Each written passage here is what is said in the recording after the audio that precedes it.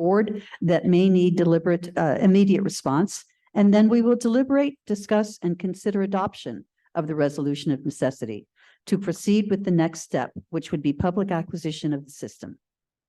Now I would like to introduce the district special counsel, Mr. Doug Dennington of the firm Rutan and Tucker.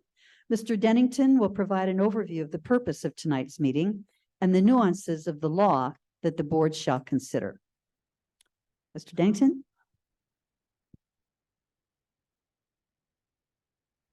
Thank you. If I can arrange this right. So can you hear me okay?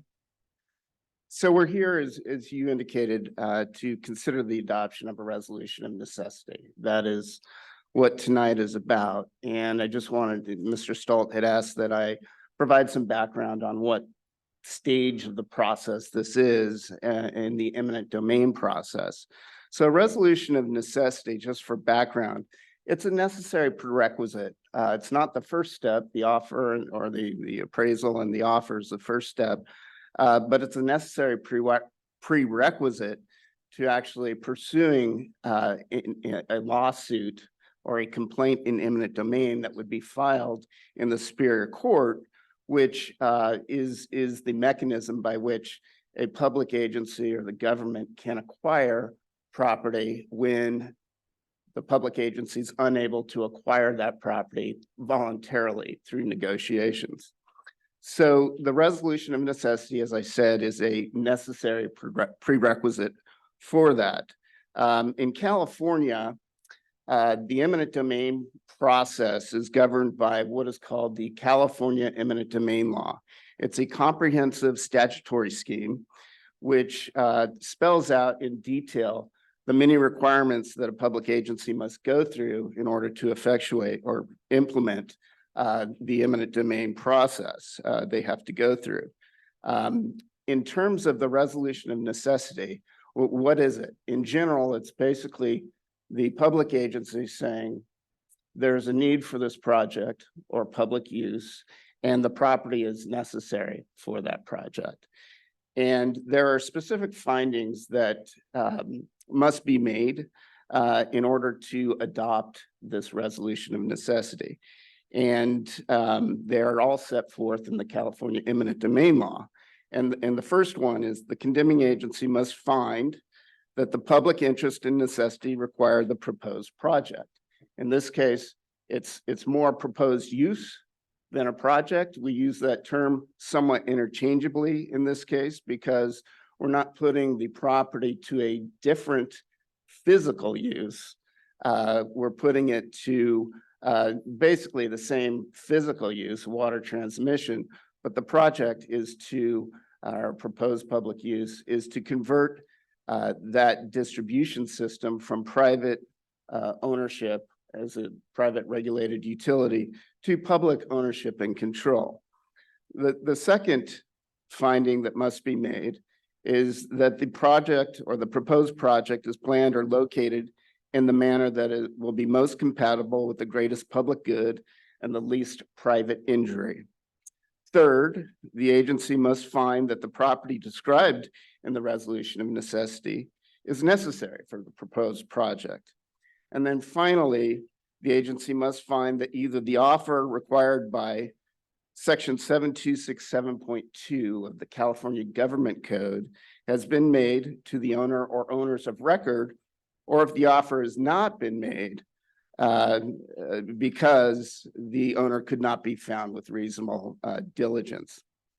Now, there's a little nuance here because in most eminent domain proceedings, those are the required elements that or findings that you have to make.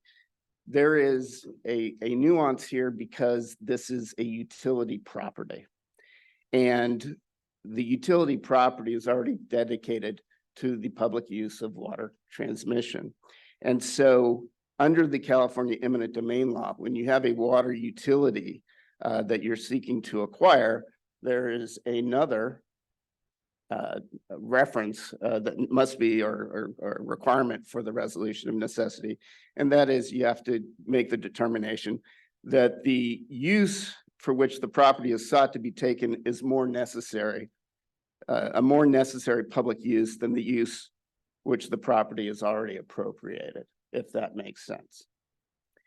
And those are really the 5 elements or findings, overall elements and findings that you have to have in a resolution of necessity for an acquisition of this nature, which is a water utility. I would like to address briefly, we did receive, and there may be some questions on this, but we did receive the objections from CalAm to the hearing notice. And I want to assure the board that we have reviewed those objections, and we do not, our conclusion is that our hearing notice met the requirements of the eminent domain law. There were a couple other sort of objections that we also looked at. One related to whether we adequately described the property in the resolution of necessity and whether we adequately described the project. And we've reviewed those objections as well. And we believe that the draft resolution of necessity that was published for this hearing is satisfactory and in compliance with the eminent domain law. And then would like to also get into another issue, and that's, I think Director Riley kind of touched on this, and that is this predetermination issue, which was raised by CalAm. And a resolution of necessity cannot be predetermined under the California eminent domain law. And generally, well, in its objection, CalAm has asserted that the resolution of necessity in this case has already been predetermined. Measure J does refer to eminent domain in it if the board determines that it's feasible. But ultimately, the board has to retain that discretion to vote independently, regardless of financial feasibility. And I would like to point out, make a couple of observations on this.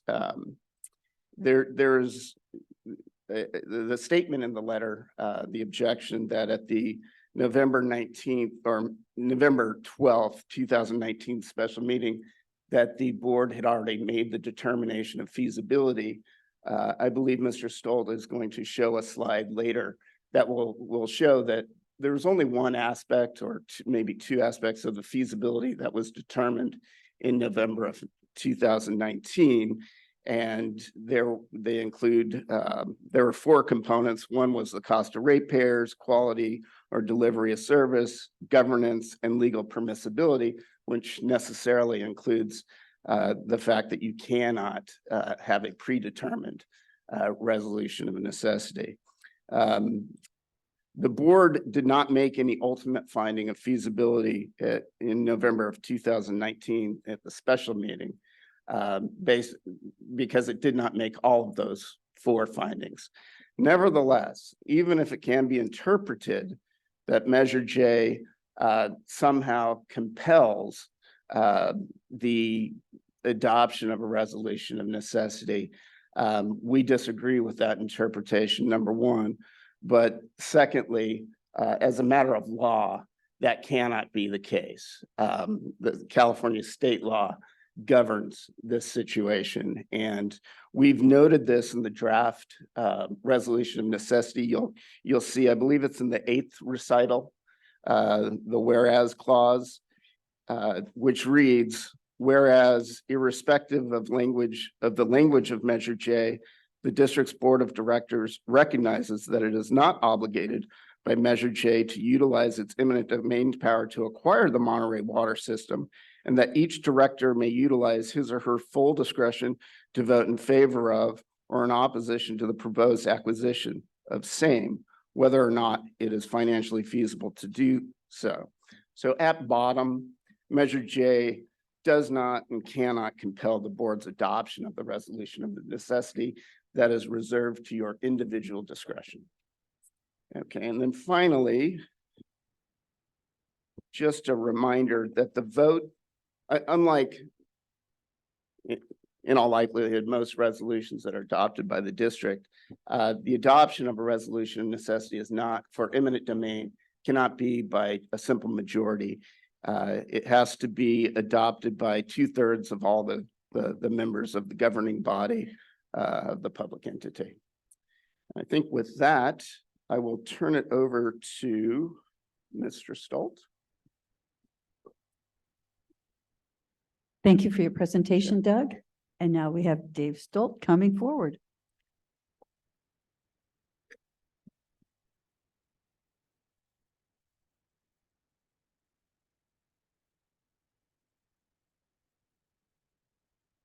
Thank you. And point of order, Madam Chair, I believe this opens the public hearing portion. This is a staff presentation. Perhaps I could make that quick comment. So again, the public hearing is the critical opportunity for the public to engage in this process so we can hear your thoughts and your concerns. I'm thankful for everyone who is here this evening.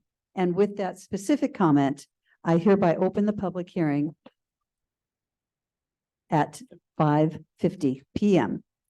Now, I will call on our general manager, Dave Stolt, a man of integrity, and he will provide a 10-minute staff presentation. Thank you.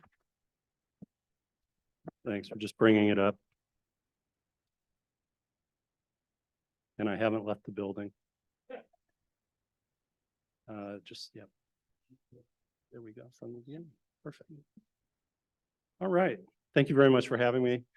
In addition to our special counsel, Doug Dannington, we are represented by Chris Roberts of Barclays, our investment banker, for any questions our board may have about financing the acquisition. And I keep watching the attendees online to see if our other consultants are available. If they are, we will do so. With that, I want to proceed. And Mr. Dennington did allude to this. This slide, the text is taken verbatim from our November 12th, 2019 meeting that was held at Embassy Suites in Seaside. Many of you were there, and it's good to see your faces again.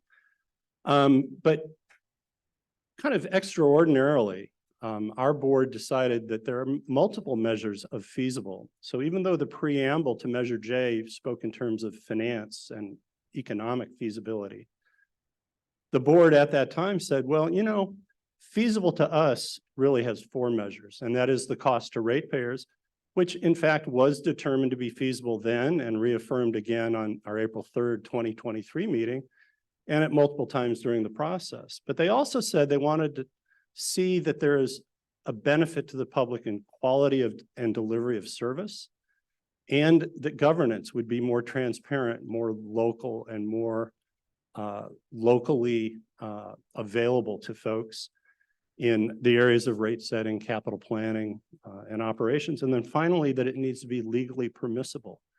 These are all still open-ended questions for which there has not been a single determination made on quality and delivery of service governance or legal permissibility. Now, there's been a 270-page document out on the street for about a month, so they have had time to read findings and evidence in support of these conclusions. And I'm sure we will hear from California American Water tonight that will provide additional illumination on those 3 issues. But those were the measures of feasibility that our board has had no opportunity yet to determine, vote on, or really come together on until this event this evening. So what happened?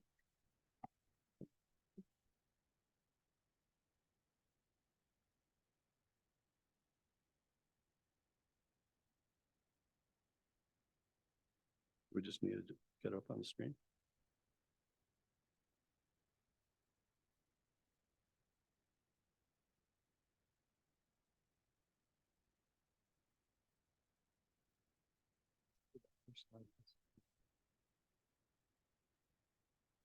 There we go. That's looking good.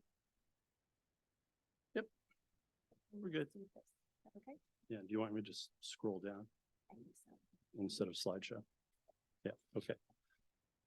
Thanks for your patience. Moving along, Mr. Dennington did mention that there is a resolution of necessity in front of this board. There's really 3 components to that resolution. As I mentioned, it's bordering on 300 pages. So I know everyone in the room took time over the weekend to review it. But there's the resolution itself, the draft, and it contains background or recitals and certain findings. In fact, those 5 statutory findings that Mr. Dennington referred to in the California eminent domain law. Appendix A is a very detailed description of the property, frankly, including over 100 parcels by parcel number, as well as descriptive elements of things. And, you know, it is always a little bit of a moving target. This whole process could take 2 years or it could take 15 years. During the course of that time, the company is not expected to stand stagnant. They will build things, they will take things out of service. So by nature of this process, the description ultimately will change somewhat. And then Appendix B, which is 83 findings and supporting evidence in support of the overall 5 findings under eminent domain law. And sorry about that, there's the slide. So I mentioned Appendix B, 83 findings and evidence, just for the readership who may want to take a look at it. The cost of service question is addressed in findings 1 through 28. The quality of service question is addressed in findings 29 through 56. The transparency and accessible governance is expressed through findings and evidence 57 through 72. As our attorney mentioned, the greatest public good and least private injury is addressed in findings 73 through 77. That odd one about the property is necessary and required for the project is finding in evidence 78. The offer to acquire, which was done April 3rd of this year and rejected by the company on April 28th this year, is covered in findings and evidence 79. And then finally, the district's full and proper authority, legal authority to acquire with eminent domain is covered in findings 80 through 83. There is other information for our board to consider, and this includes the environmental impact report, which was certified October 29th of 2020. That was an environmental impact report on the application to the local area formation commission and whether there were any environmental effects that needed mitigation. And there were findings to resolution 2020-17 that spoke to that environmental impact report, which was certified in October that year. On Friday, well, actually on Thursday, we received a letter, and on Friday, we received the stack of documents you see on the table. And so that letter, which was 14 pages of CalAm thoughts on 3 different areas, and they were touched on by Mr. Dennington, but it's basically the any defect in the hearing notice, predetermination of this board of directors, and then an answer to our position on these various findings, the 5 findings that were discussed from the statutes. There was also entered into this hearing process, the administrative record and a separate lawsuit, the district versus the local agency formation commission. So that administrative record is now part of this record. It's borderline 20,000 pages, so it's neither printed out nor readily available, but anybody who's interested, I can send you to a link on that. And then tonight we are blessed with the property owner of record being in the house. We've offered them 30 minutes to be broken up into presentation and rebuttal. They've chosen to do all presentation. That time limit is very similar to what they had at the Coastal Commission hearing a year ago, November, last November.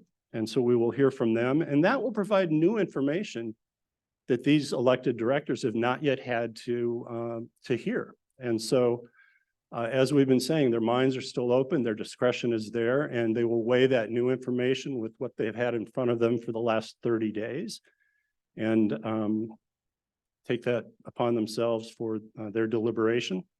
There will be public comment, as has been mentioned by our chair, and then an opportunity for our board to do Q&A with both the company or any of its supporting staff, the attorneys, myself, or what have you. And then it will be up to the board to decide whether or not they want to take any action. The staff recommendation in this instance is that we recommend the board adopt Resolution 2023-13, a resolution of the Board of Directors of the Monterey Peninsula Water Management District, determining the public interest and necessity and related matters supporting acquisition of the Monterey water system owned by California American Water. And with that, that's my introduction and staff recommendation. And I believe the next step will be to introduce CalAm. Thank you very much, Mr. Stolt. I will now call on CalAm for their 30-minute presentation. And as Dave had said, by prior agreement, they will use their entire time for presentation with no rebuttal. And I'm happy to see Chris Cook coming forward, who is also a man of integrity. So there we go. Thank you.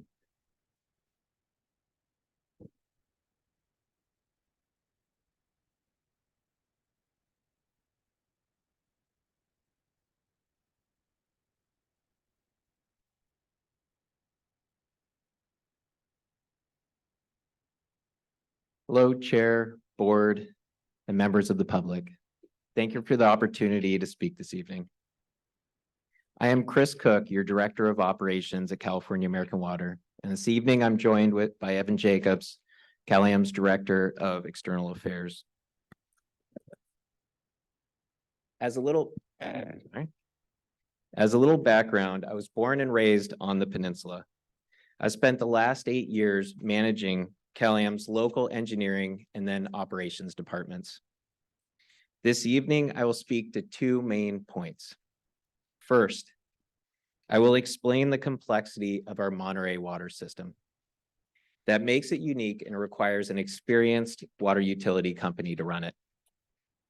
Second, I will highlight some of the great work the CalAm team does to safely and reliably operate and continuously improve this system. So how far back does our Monterey water system go, and why did it become the system we see today?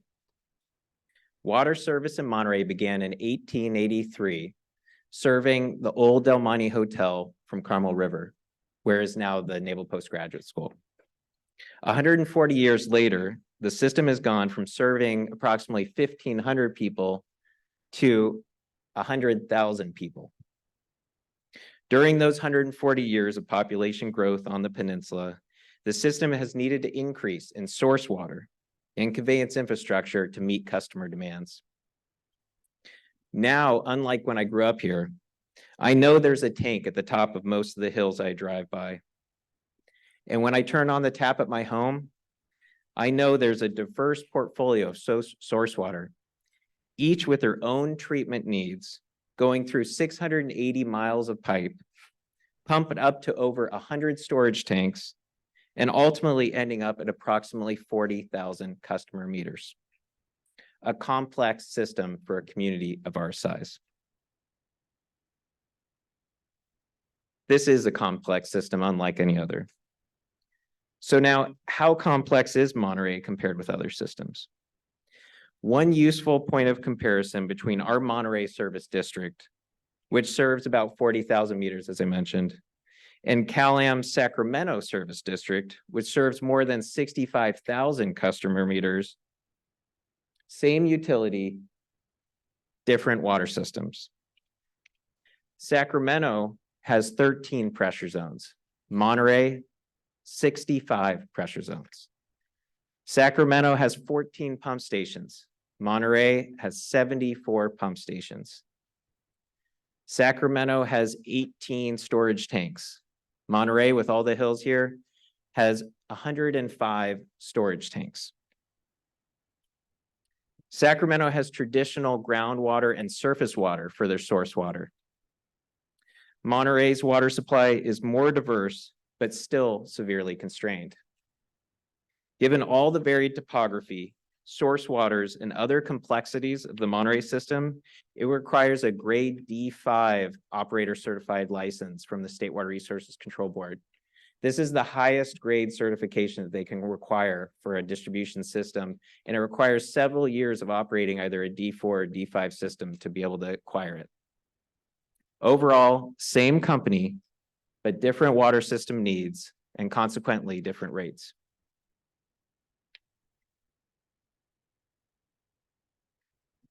Health and water quality are paramount to us. In terms of day-to-day service, as your water utility provider, KLAM's mission is to provide reliable, clean, safe drinking water. The fact is, in Monterey, KLAM performs over 11,000 tests on over 2,500 water quality samples each year. We meet or exceed the regulatory standards for drinking water quality.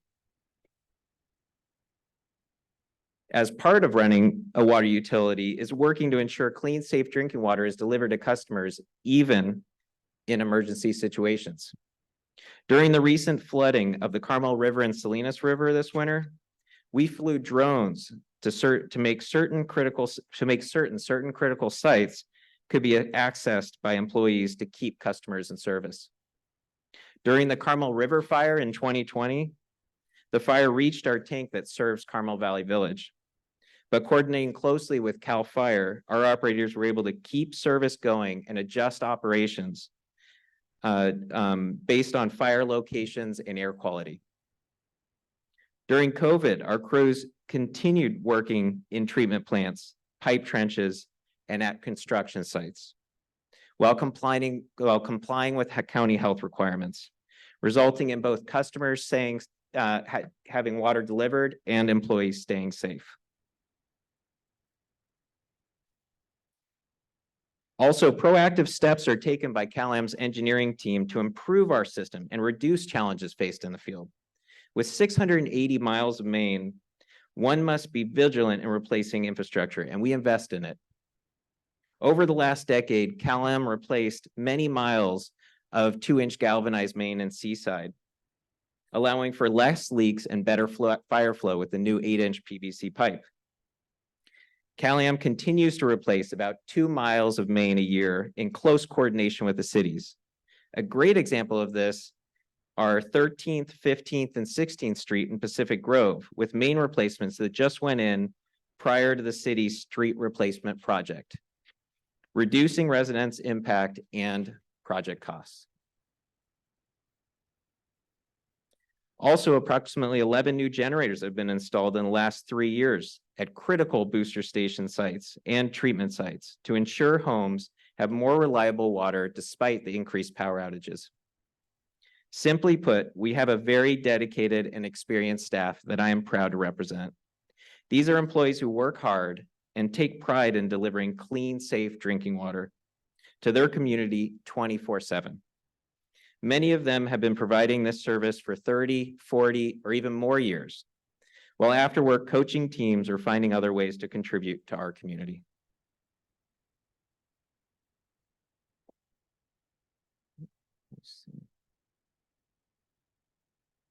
Let's focus on water supply for a second and the progress achieved.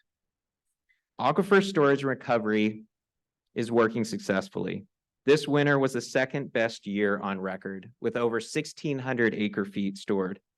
That's over 15% of our annual use for the Monterey main system. Pure Water Monterey is up and running, with Monterey One Water producing advanced treated recycled water that California American Water is recovering from the Seaside Basin. We also have a great conservation program that gives customers the tools and incentives to save, and this community is doing a great job with that. So as you can see on the slide, we started historically primarily with 3/4 Carmel River and 1/4 Seaside Basin water.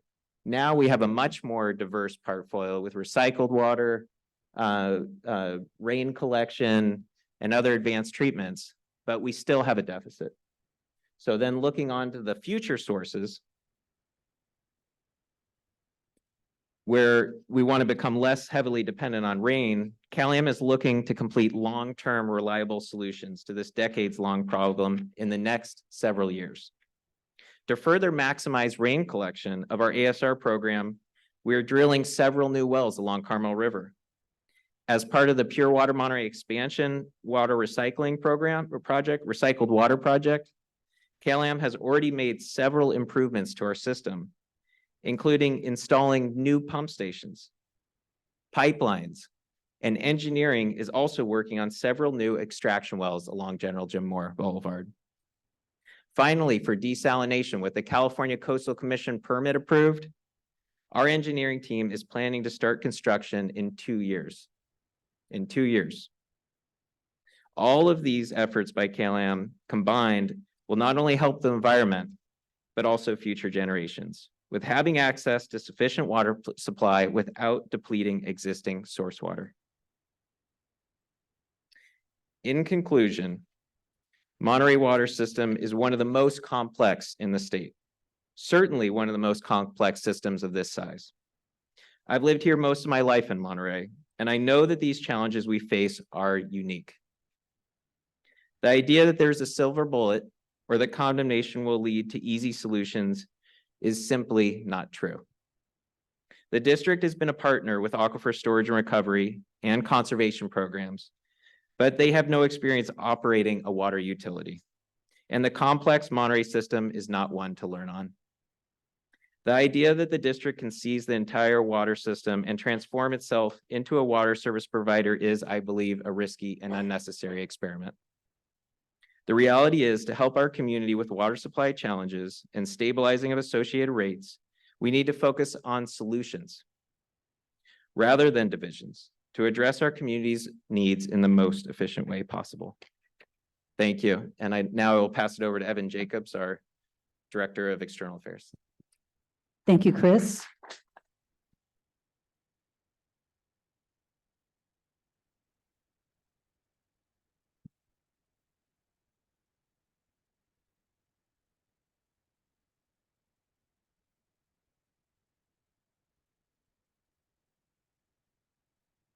Hello, I'm Evan Jacobs, Director of External Affairs with California American Water.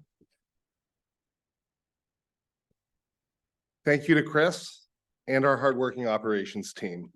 I'm proud to be part of the group that provides high quality and reliable service day in and day out here. My role is different though. It's to point out the risk of the resolution before you. As CalAm has advised from day one, our Monterey water systems are not for sale. Our attorneys have submitted written legal objections to the resolution of necessity, and I won't delve into those details tonight. But if the district chooses to proceed with its eminent domain lawsuit, California American Water will make a compelling case in court that provides balanced evidence and refutes your findings.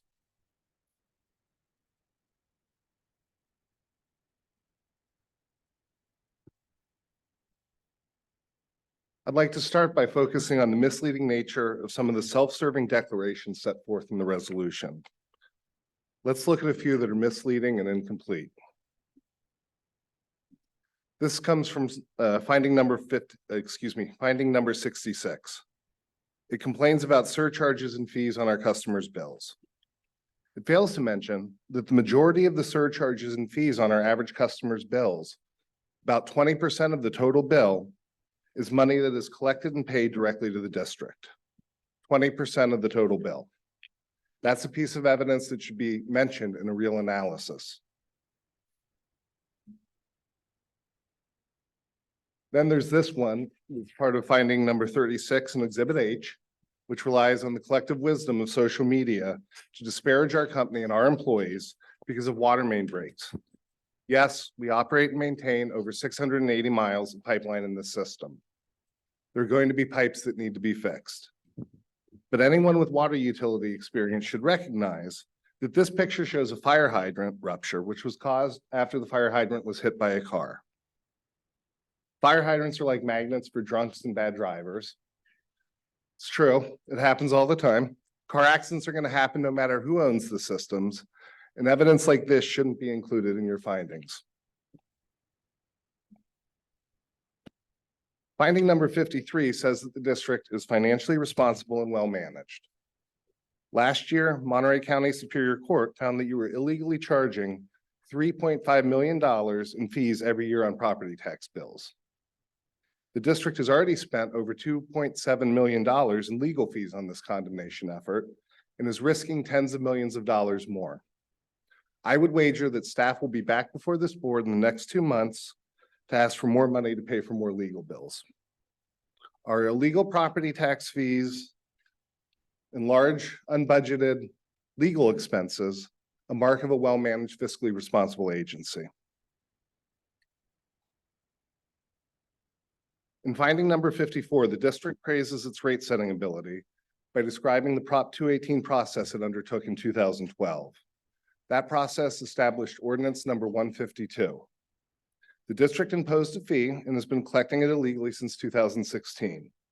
This continued until taxpayers sued the district and won in court. That's not in your resolution. It's not on your website.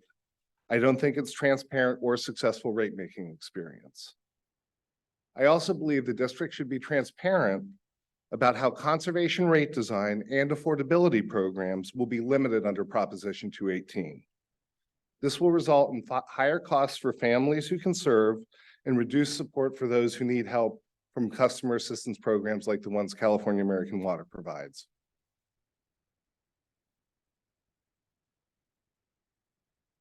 In 2018, voters approved Measure J, a 9-month study to determine if condemnation was feasible.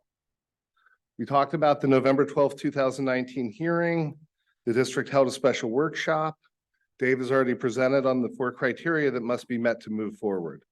Cost savings to ratepayers, quality and delivery of service, governance, and legal permission. I think the most likely scenario now is that the district fails at this endeavor after years of litigation and loses tens of millions of dollars, money that the public will be liable for. The worst case is that the district succeeds and has to borrow hundreds of millions of dollars or $1 billion to purchase and operate a complex system, undergoing a massive expansion of a government agency that has never had the responsibility of providing water service.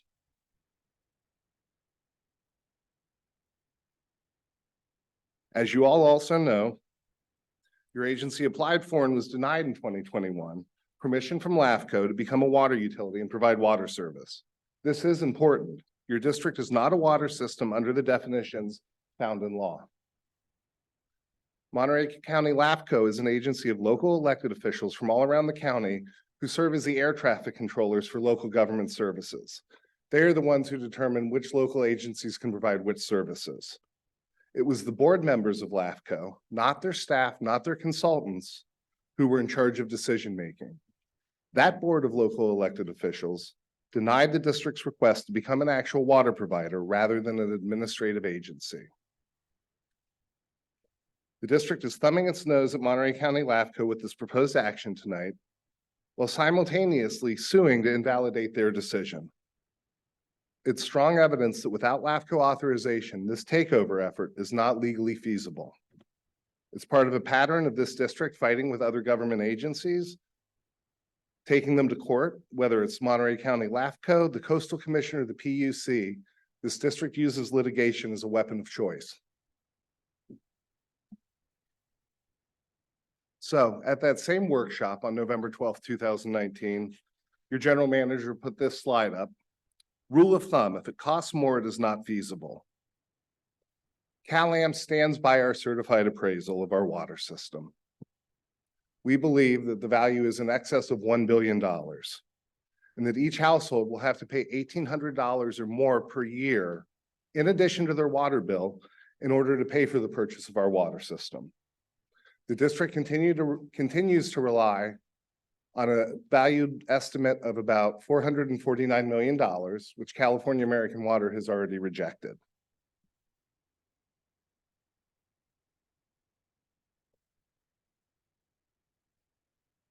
So we've talked some about the possible magnitude of bonds here and how much it will cost the community. My research has shown that the most expensive bond in Monterey County history was one that was issued by Monterey County in about 2007 for $152 million. And I want to put this in perspective. The county has a budget of $1.9 billion annually.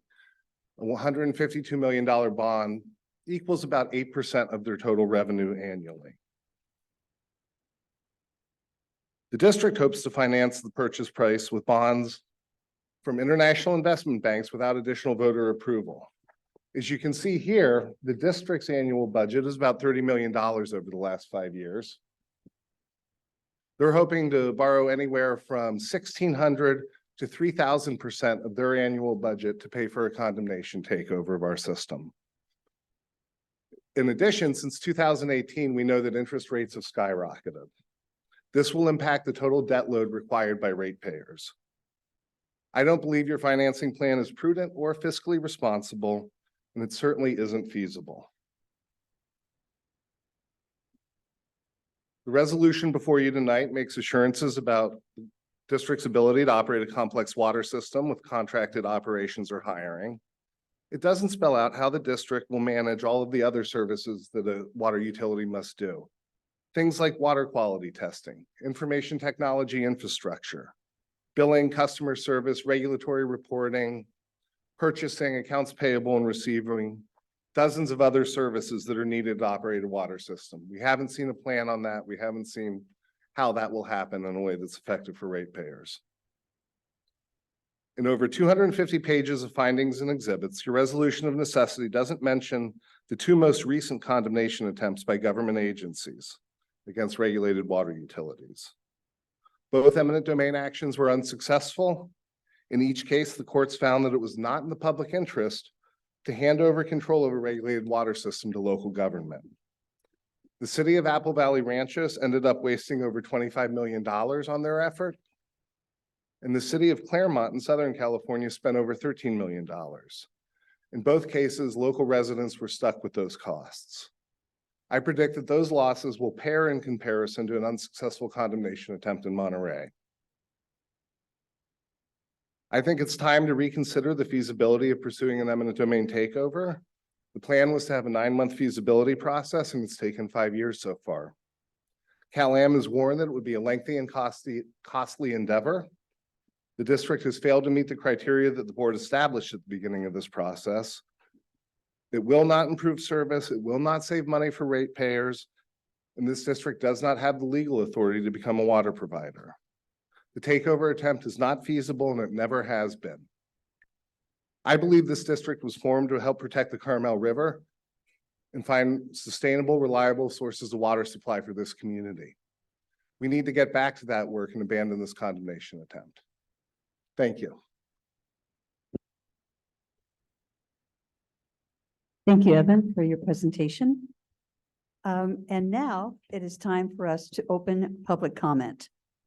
I want to give a reminder that each person who chooses to speak will have 2 minutes. And my hope is that the 2-minute timer will be shown on the screen.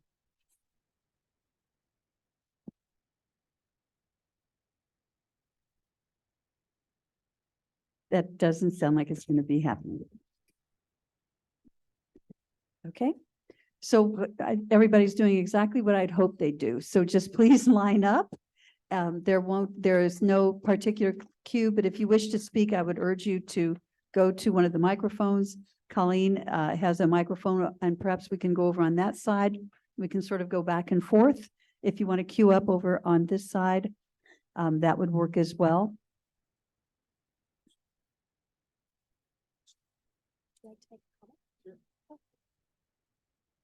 Okay, great. Thank you. It's nice to see so many people who are willing to come and participate today with us. So first, I'm going to ask the people who are in the audience to be allowed to speak, and then I'll go to members of the public who are joining us via Zoom. As a reminder, you're joining from Zoom. Please know that you need to use the raise your hand function to let the clerk know that you would like to address the board and make your 2-minute public comment. So with that, we will go ahead and start the public comment. I'm going to start on this side, and then I will go to this side, and we'll go back and forth. Thank you. Please state your name, and if you would also state as best you can where you live, so we get an idea of what the composition of the crowd is. Thank you. My name is Dan Turner, and I live in Monterey. And I was there along with a lot of other people in this room at the first meeting of what became Public Water Now in 2013. And that long road with. Is the mic on? Speaker, he's not on the speaker. Yeah. Looks like it's on. And that long road with many a winding turn has led us here tonight. Tonight? Whoa. We stand on the brink of victory.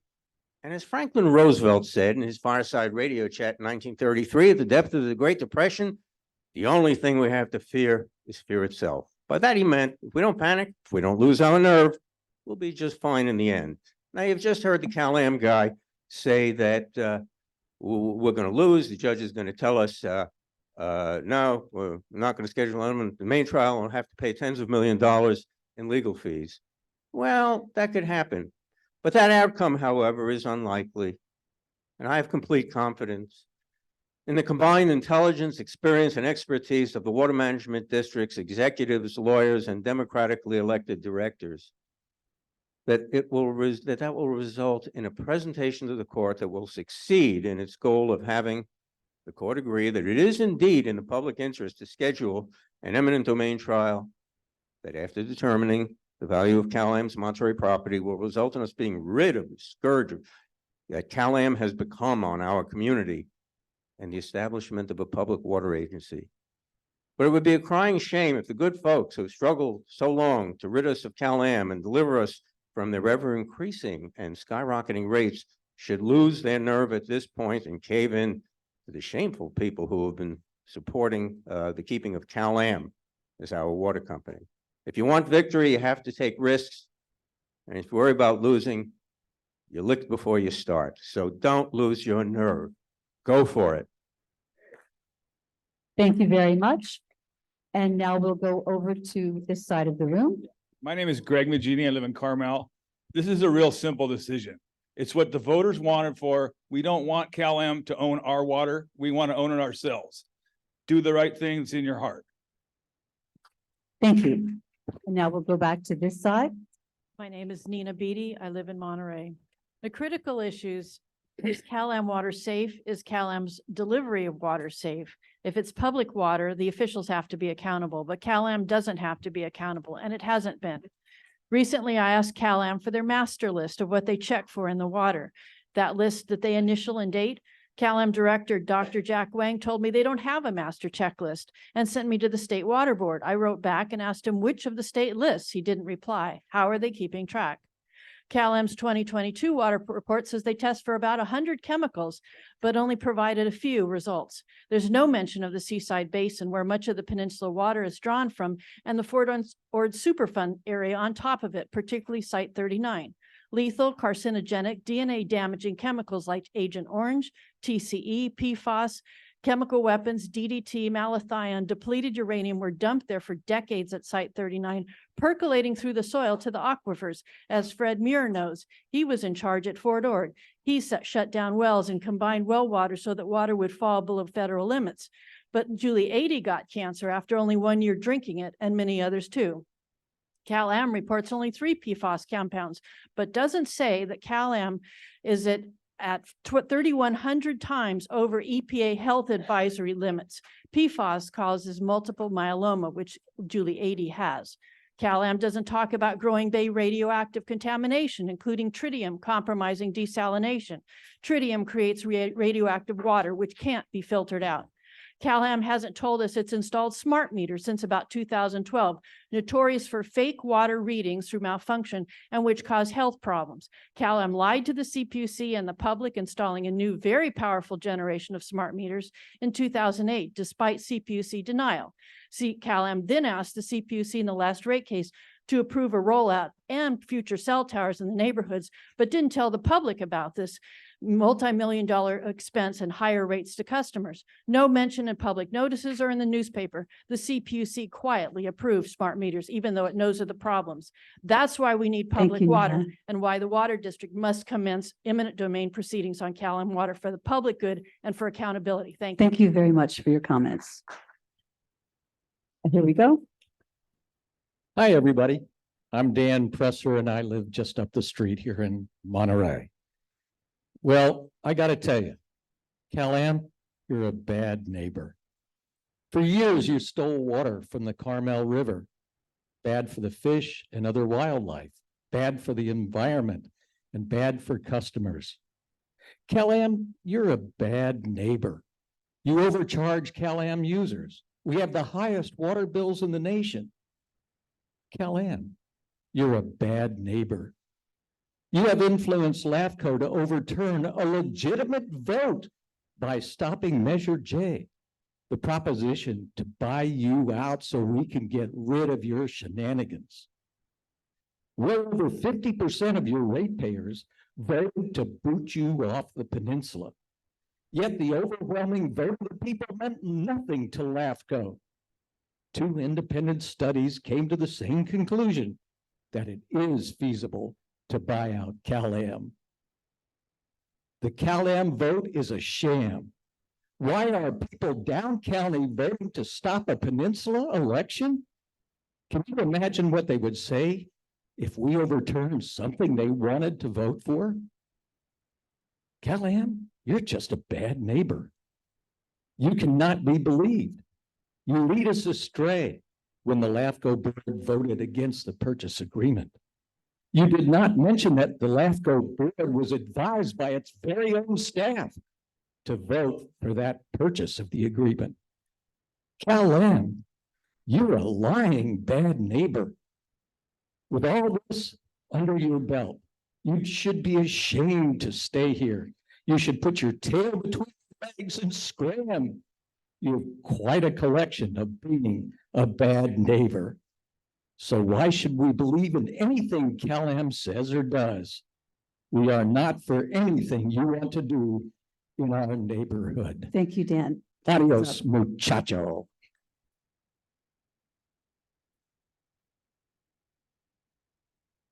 Tama Olver. Can you hear me? Tama Could you speak up a bit, please? Tama Olver, representing the League of Women Voters, Monterey County. The League studied ownership of water distribution systems in 2007. The study resulted in several criteria that an entity responsible for managing and distributing water should meet. Based on our evaluation of CalAm's performance, we concluded that CalAm is not satisfactorily meeting those criteria. The League supported Measure O and then Measure J, the ballot initiatives requiring that the Monterey Peninsula Water Management District analyze the feasibility of purchasing CalAm and to proceed with purchase if feasible. League support is based on our position that water is a necessary resource for human life and that it is a public resource, not a commodity. The League supports fair rates and transparent decision-making. Currently, rates are set up by the CPUC, a state-appointed body. The rate-setting process is complex and lacks transparency. Recommendations of the Office of Ratepayer Advocates intended to protect ratepayers are frequently ignored. As a result, we are paying rates that are among the highest in the country. The League supports an efficient and well-run local office. CalAm's complaint call centers are out of state. Staff at these centers are not familiar with local details. The League's 2007 study concluded that if a significant number of the criteria were not met, public purchase should be considered. To assure transparency, open government, and local control, we think that any agency overseeing the water system should have publicly elected local governing board.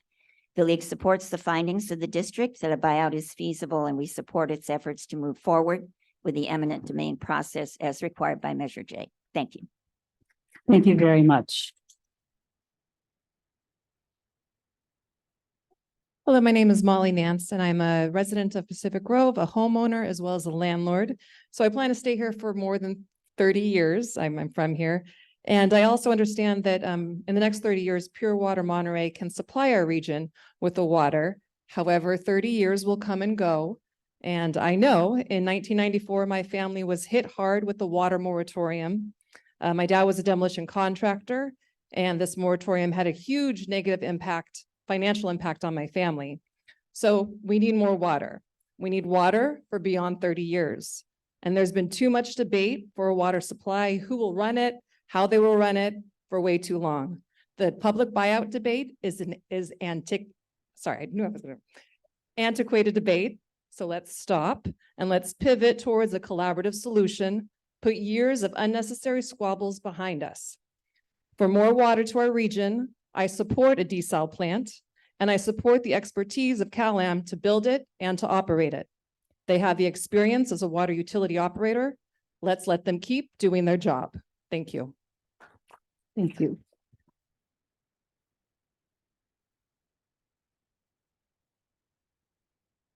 Hello. All right. Is this on? Yes, it is. Okay.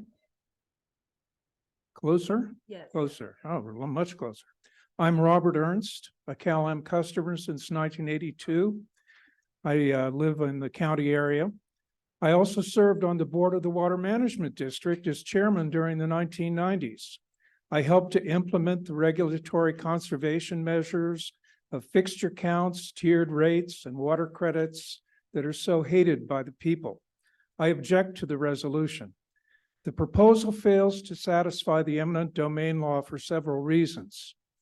One, the proposed taking abandons the long planned for desalinization plant. Two, the district seeks to replace the desalinization plant with a sewage reclamation plant called Pure Water. The people have never been given an opportunity to vote or decide on whether they want to drink reclaimed sewage.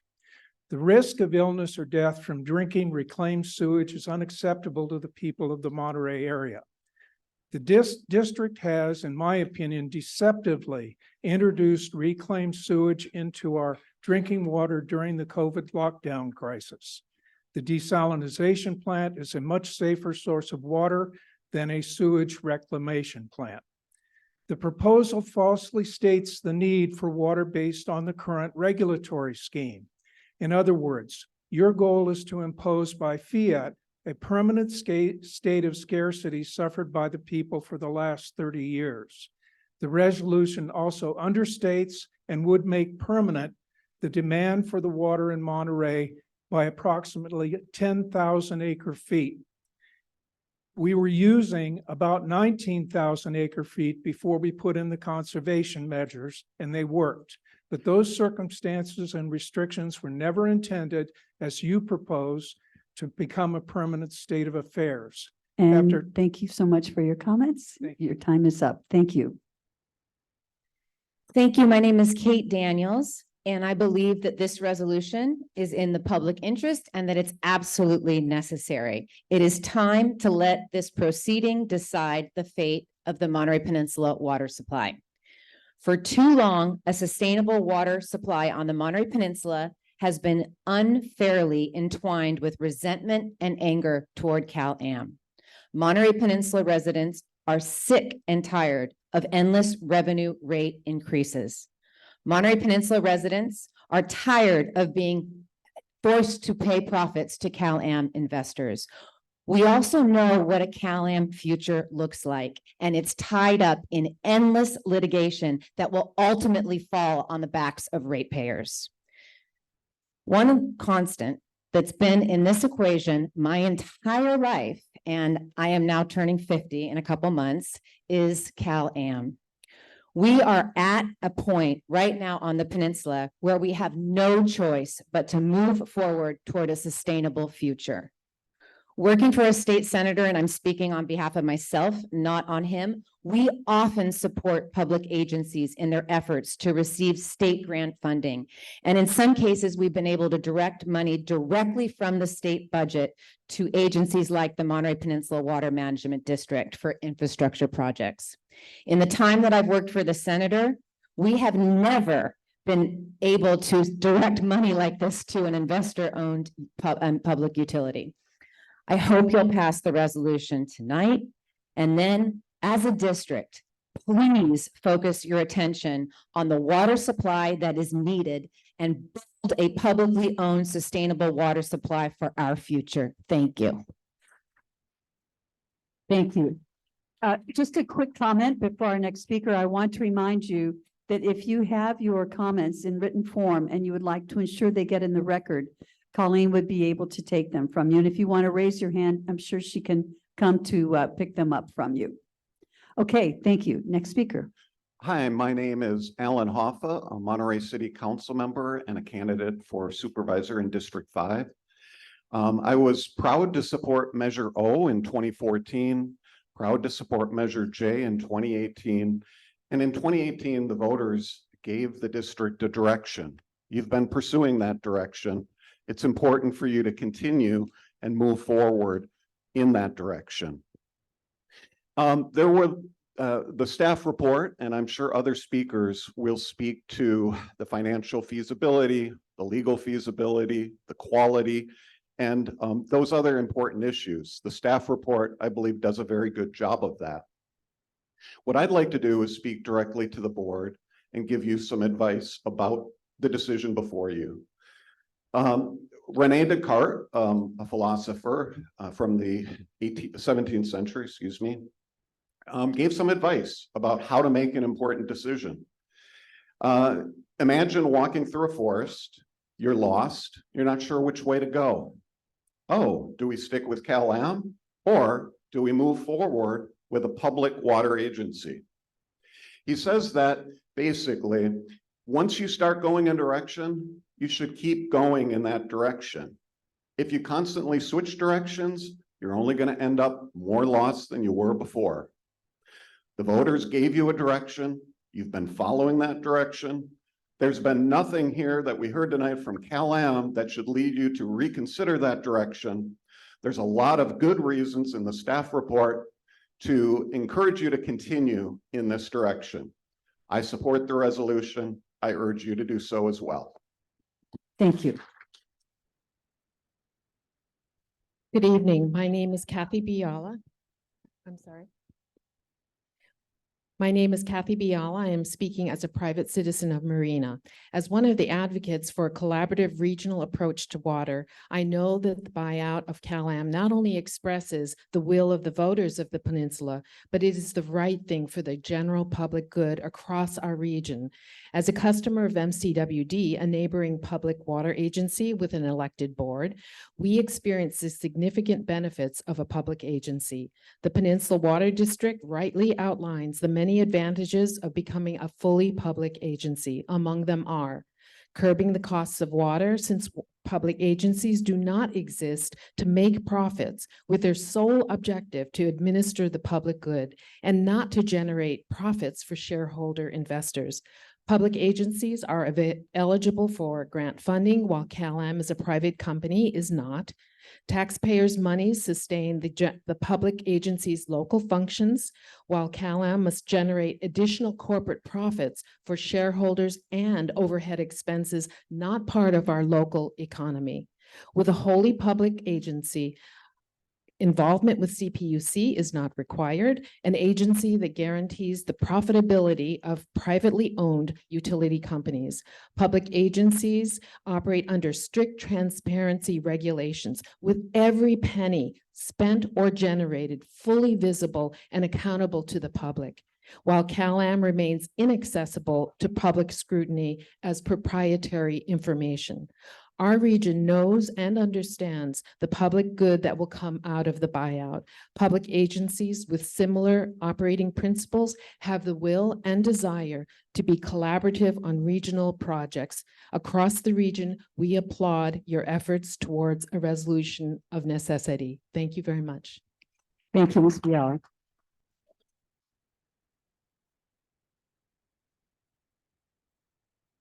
Can you speak close to the microphone? That's why I moved it. Can you hear me? Yes. My name is Margaret Davis. I'm a resident of Marina. I've been watching your struggle under Cal-Am with interest. We in Marina could tell you a thing or two about Cal-Am and the desal plant. It's been 5 years since the voters expressed their will by passing Measure J. No special pleading, machinations, false concern, or end runs by Cal-Am or any other private interest should be permitted to derail the political process and frustrate the strongly articulated intents and purposes of the electorate. It is time to transform Peninsula Water from a cash cow to an affordable public utility for all. Please pass the resolution, and after many decades, allow the will of the people to proceed. Thank you. Thank you very much. You're on. Good evening, Lisbeth Visser, resident of Marina. There is a reason why 85% of all water services in the country are publicly owned. Our own region has competent major water agencies that operate with excellence and ability towards collaborative initiatives for regional water projects, such as the recycled water project of Pure Water Monterey. The Monterey Peninsula Regional Water District, the Marina Coast Water District, and Monterey One Water, all public agencies, have and will continue to find regional solutions on a collegial basis. Meanwhile, at every turn, KLM has chosen the path of political blockades, delays, and challenges at every turn, harnessing enormous ad campaigns in Measure J, including a photo of then candidate George Riley's head on a stick, and at the Coastal Commission. This for-profit company is capable of consolidating tremendous litigation power over public agencies. The Water District has superb leadership, experience, and expertise to execute this buyout, which is the will of its voters and customers. The time is finally here, and the entire region will be celebrating a successful buyout. Thank you. Thank you very much for your comments. My name is Carol Setnick, and I live in Seaside. The water has always been ours, of course. Our area even has our own aquifers. What we still need is to implement Measure J and buy CalAm's local infrastructure. You heard tonight about the study that determined it was indeed feasible and in the public interest to distribute our water through public ownership. After we own the facilities, CalAm's profits, currently being sent out of state, will be spent locally. We will not have the constant rate hikes CalAm has imposed. We will be past the expensive, contentious legal battles with CalAm. Water is essential to life and allows a community to prosper and grow. Because water is a public good, it should be delivered without regard to income, class, or race. Rates shall not be lower to industry than they are to families. Delivering healthy water is hard enough, but distributing it while locked in conflict with a profit-making entity has been much harder. Our local water district will deliver our water transparently under local control. Our local water district has done what CalAm was not able to do in 60 years. Pure Water Monterey is on track to supply us surplus water after 2025. The district's recycling plant speeds up the way Mother Nature cleanses water. It's called the water cycle. Let's join the 85% of US taxpayers who get their money from publicly owned entities.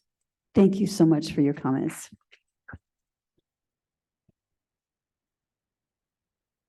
Good evening, Chair Adams and Commissioners. My name is Troy Ishikawa, and I'm from Carmel.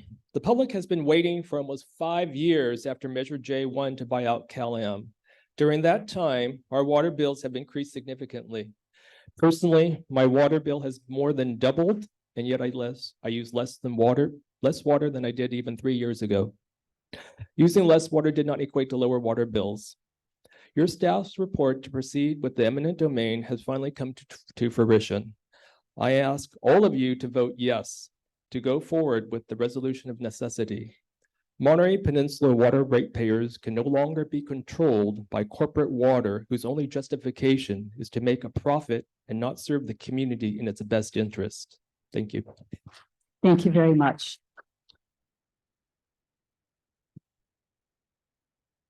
Hello, you all. My name is Mark Eccles. I'm from Pacific Grove. Can't hear you. Okay.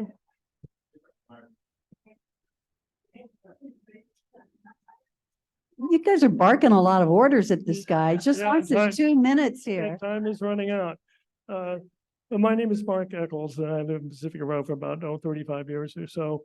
And I find myself sitting next to Andrew Bell. We go back to early 60s at our being students at Amos Alonzo Stagg High School. What a serendipitous thing to happen to me. But anyway, here's a quote from this Mark: "A desal for water is as fracking for oil." It is simply out of the question when you take in the energy and the drawing water from either erroneously from in the aquifers or from the ocean or anywhere else. It's simply unthinkable unless you live in maybe Saudi Arabia. And how would you like to live there? Yeah. So something about the Sobranes fire. You all remember that. And I was up there to see San Clemente Dam when it was still there and under control of CalAm, with a silted in reservoir. And CalAm entered, this is a story that probably no one knows very well or at all. And I got this straight from a person who lived in one of the houses that was burned subsequently. But the San Clemente Dam had no evidence of routine maintenance, including a fish ladder that never worked. And when the Sobranes fire started with the new legal campground, and CalAm came in, and Cal Fire came in, and no, not CalAm, but Cal Fire, and beat it down from 5 acres to 2 acres. So if somebody came along and said, "Well, you can't draw your water out of the sanctuary in the ocean, so find a source of water," well, it would have been a nice source if San Clemente Dam had still been there and had water in its reservoir. And you know the result. 50 some odd homes burned, and one fellow named, I think his first name was George, maybe, but Ray died. So a bulldozer operator fighting the fire, and he placed no credence in the veracity of CalAm. They are liars essentially. And Dave Stolt is a wonderful gentleman who speaks the truth and is accomplished. So please vote yes. Thanks. Thank you, Mark.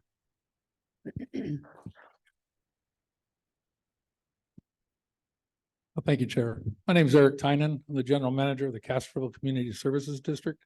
And I'll remind people that there was a public agency along with CalAm and the county that were going to put in a desal plant. That desal plant at 10 million gallons was cheaper per acre than the recycle you're getting now. Also, that plan fell apart because a public agency was paying off a public official. So being a public agency is not the big whitewash. I have a public agency. I started there in 2000.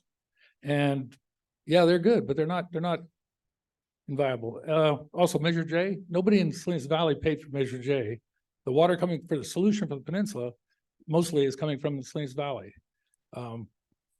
Castroville has just lost a well of seawater intrusion. We've had so far that drought just went by. Yeah, thank God it stopped. But the Monterey 1, where the water's coming from, they were rated for 29 million gallons a day. They're only doing 18 that's what they're permitted for. If Salinas decides to take its own water, guess what? You don't get your recycle. So there was a collaborative effort, and 3 times they came to Castroville to ask us to help the peninsula by taking the in-basin water, the water that they could not use. It was basically a waste product. 3 times they asked us, and I said, I don't want to get, my district said, we don't want to get involved in water politics from the peninsula. At the end, we did it, and now we're, look at this.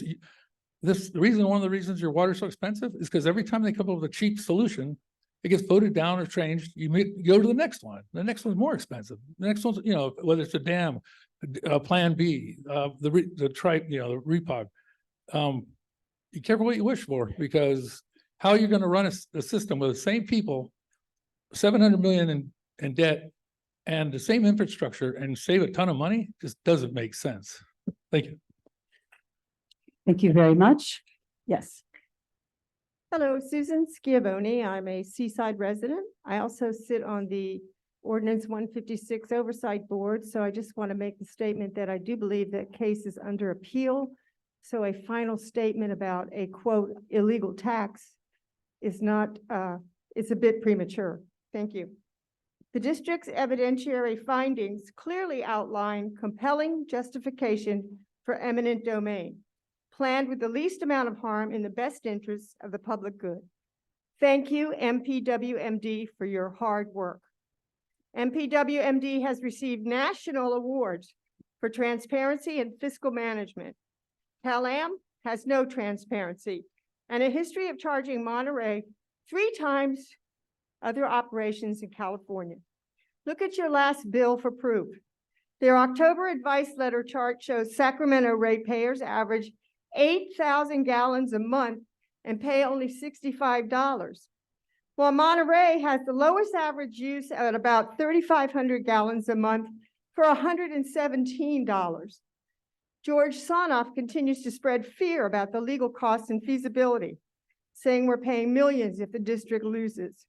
We're already paying an extra $20 million for the PWM expansion just so they would sign the agreement to buy the water we need. Rates have increased 50% in the last 4 years. The cost of takeover is actually covered by company profits we already pay. Estimated revenue requirements in the first year under MPWMD are actually projected to be lower than Cal-Am. 2 respected consulting firms and LAFCO staff have verified feasibility. Under public ownership, we won't pay for Cal-Am's excessive profits or CPUC forcing us to pay for failed projects and acquisitions.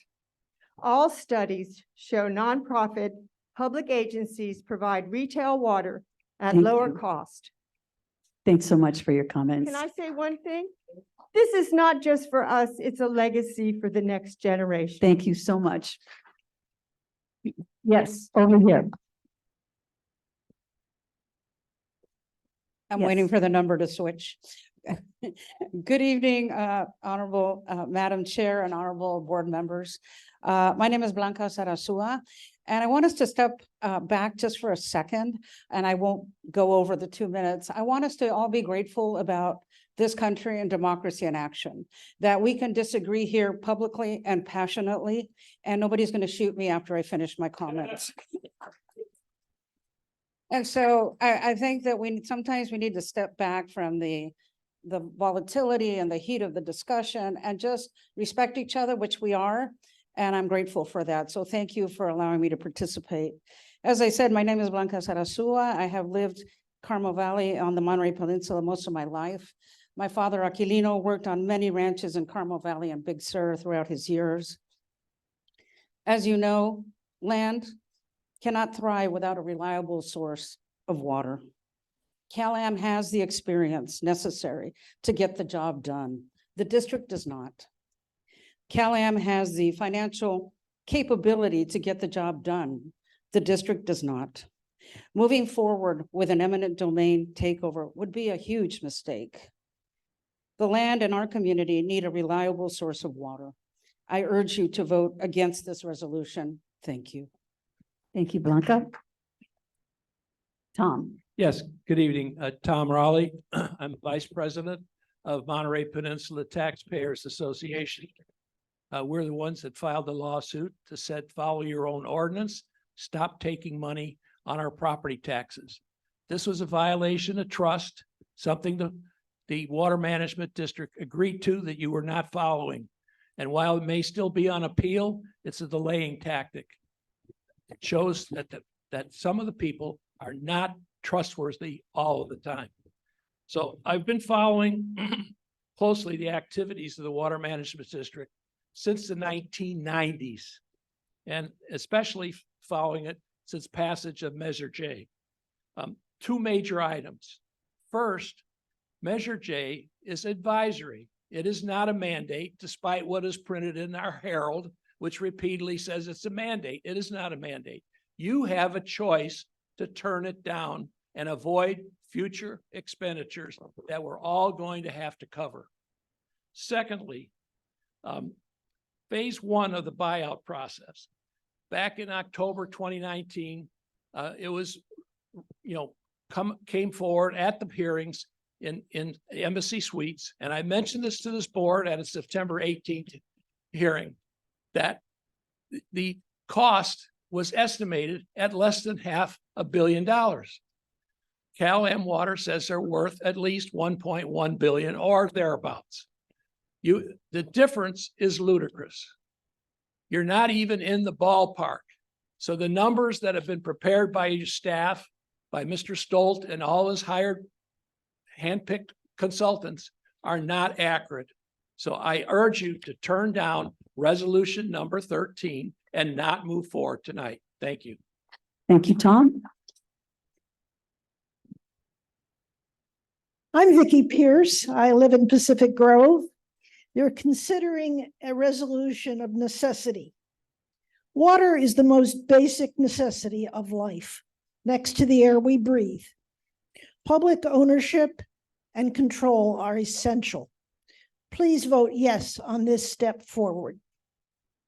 Compared to the for-profit water that we have, all evidence is that public water is not only feasible, but less expensive, more transparent in governance, and better overall quality of experience for the public.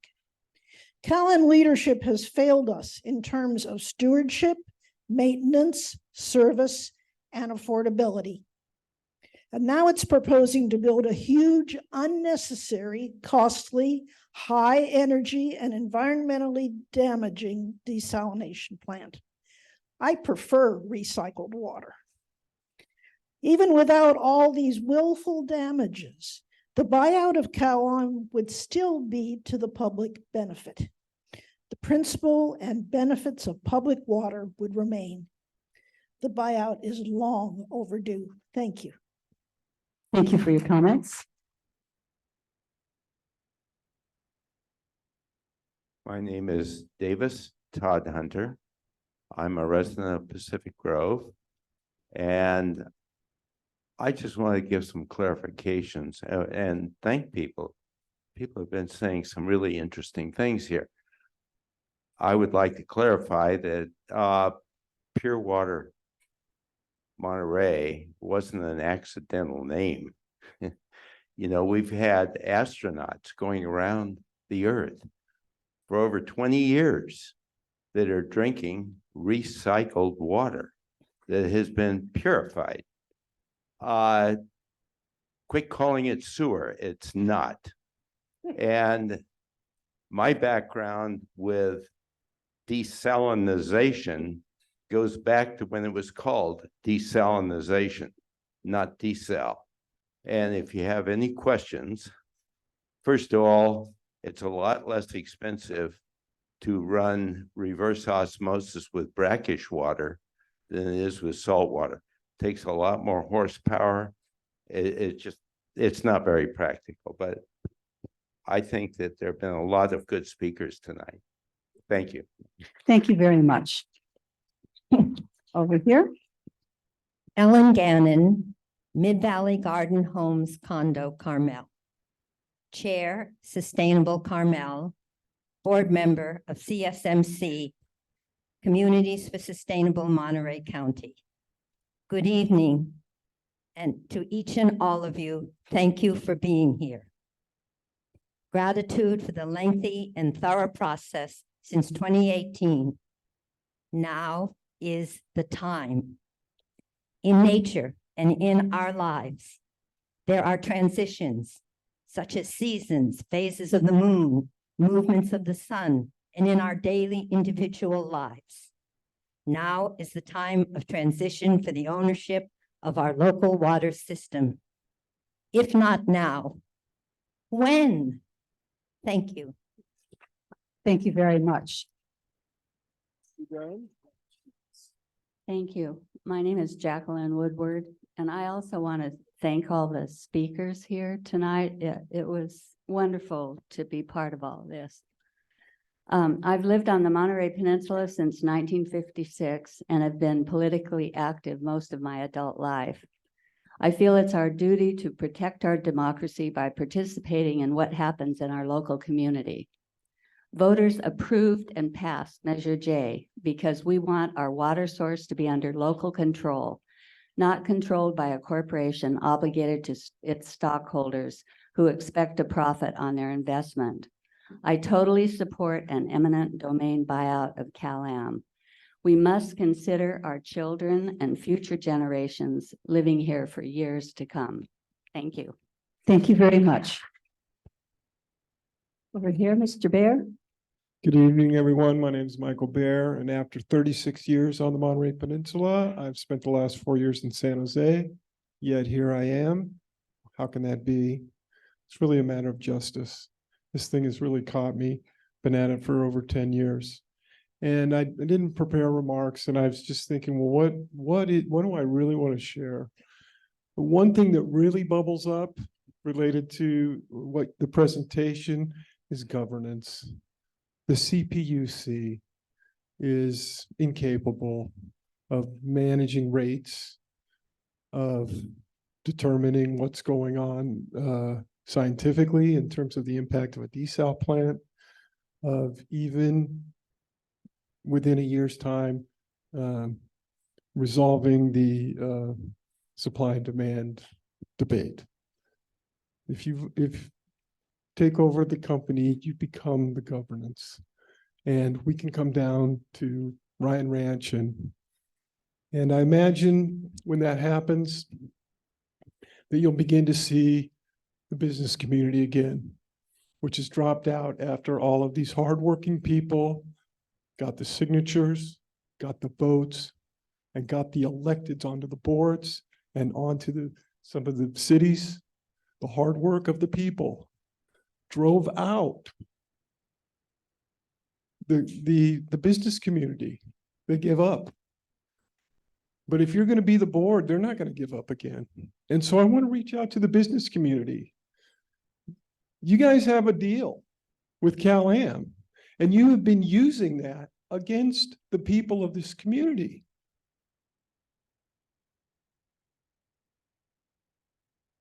Water's not for fighting. Water is for sharing. Thank you. Thank you very much. Kevin? Yes, thank you, Kevin Dayton, business community. I'm representing the Monterey Peninsula Chamber of Commerce. We are here, and I'm sure some of the people in the audience, hello everyone, are asking why would the Chamber of Commerce be opposing this voted takeover of the water system? Aren't you paying a lot of money too? I'll give you some reasons why the Chamber of Commerce is at least uncomfortable with this sort of thing. First of all, one thing we know is that Cal-Am wants to sell water. They're an important check and balance against some people who say, you know what, we should restrict water. We know that there are people out there who would prefer not to see economic development and job creation in this area, who do not really want to see housing in their area. And we know that Cal-Am wants to sell water. They make money from it. Secondly, so a lot of people are saying tonight, as usual, the evils of profit. Well, you know what? The Chamber of Commerce has a lot of businesses that seek to make a profit. And I think there's some discomfort about that sort of thing. In addition, the concept of voters voting to have a government take over a private industry is something that makes some people uncomfortable. I think you can take that particular principle, which I understand is out there and, you know, people do it. You can expand that to all sorts of industries if you want to. This is something that the Cal-Am is going to have to fight in the judicial branch. Unfortunately, we're in a constitutional republic and not a democracy where the majority votes for something and it becomes law. Cal-Am will have the right to go to the judicial branch and fight this, and that's great. We'll have a court determine whether or not all that you've done here is constitutional as they will interpret it to be. But yeah, you know what? This is not ambiguously good. There are some real challenges and problems with this, and you should consider that there's another side to the story. Thank you. Thank you very much. Good evening. My name is Steve Park. I'm the president of the Carmel River Steelhead Association, and I have on the team colors tonight. I don't know if you noticed, but there's a lot going on here tonight, and I understand the pain and the suffering and the different discussions that are taking place. But the one thing I think I've only heard it maybe once or twice in all the speakers tonight, and that is we have a river over here that was absolutely decimated in the last 50 years. That's how long CRSA has been fighting the cause to get the river healthy again, and as a result of that, get the steelhead fish population back on board. We went from tens of thousands down to less than 200. This is also people could have water coming out of the Carmel River. There is no way to get water on this peninsula short of a desalination project, period. If you think that these systems that the water district is purporting that they will correct and be sustainable and fail safe, you're making a mistake. And if we have to go back on the Carmel River to get our water, it's totally unacceptable. So everyone in this room needs to realize that it's all about people that we're talking about here and their water needs. We also have another animal and a habitat that all has the same rights to that water as anyone in this room. Let's not forget what we're doing here. We're trying to preserve a planet that's in dire straits, and this is one example of that situation. If we're going to have water for this peninsula and we're going to have water for the Carmel River, we must have a desalination plant. And if we do this resolution and do this takeover, that plant will disappear and we will go back into more decades of the same that we've been doing for the last 50 to 100 years. Thank you. Thank you, Steve. Hi, my name is Rod Smalley. I'm here tonight to ask the board to stop your takeover of the temps of Cal-Am. I work in the trades. I know firsthand how much training and experience it takes to build and manage a large project. Every day that I'm out in the field working, I learn something new and use my years of experience to solve challenging problems.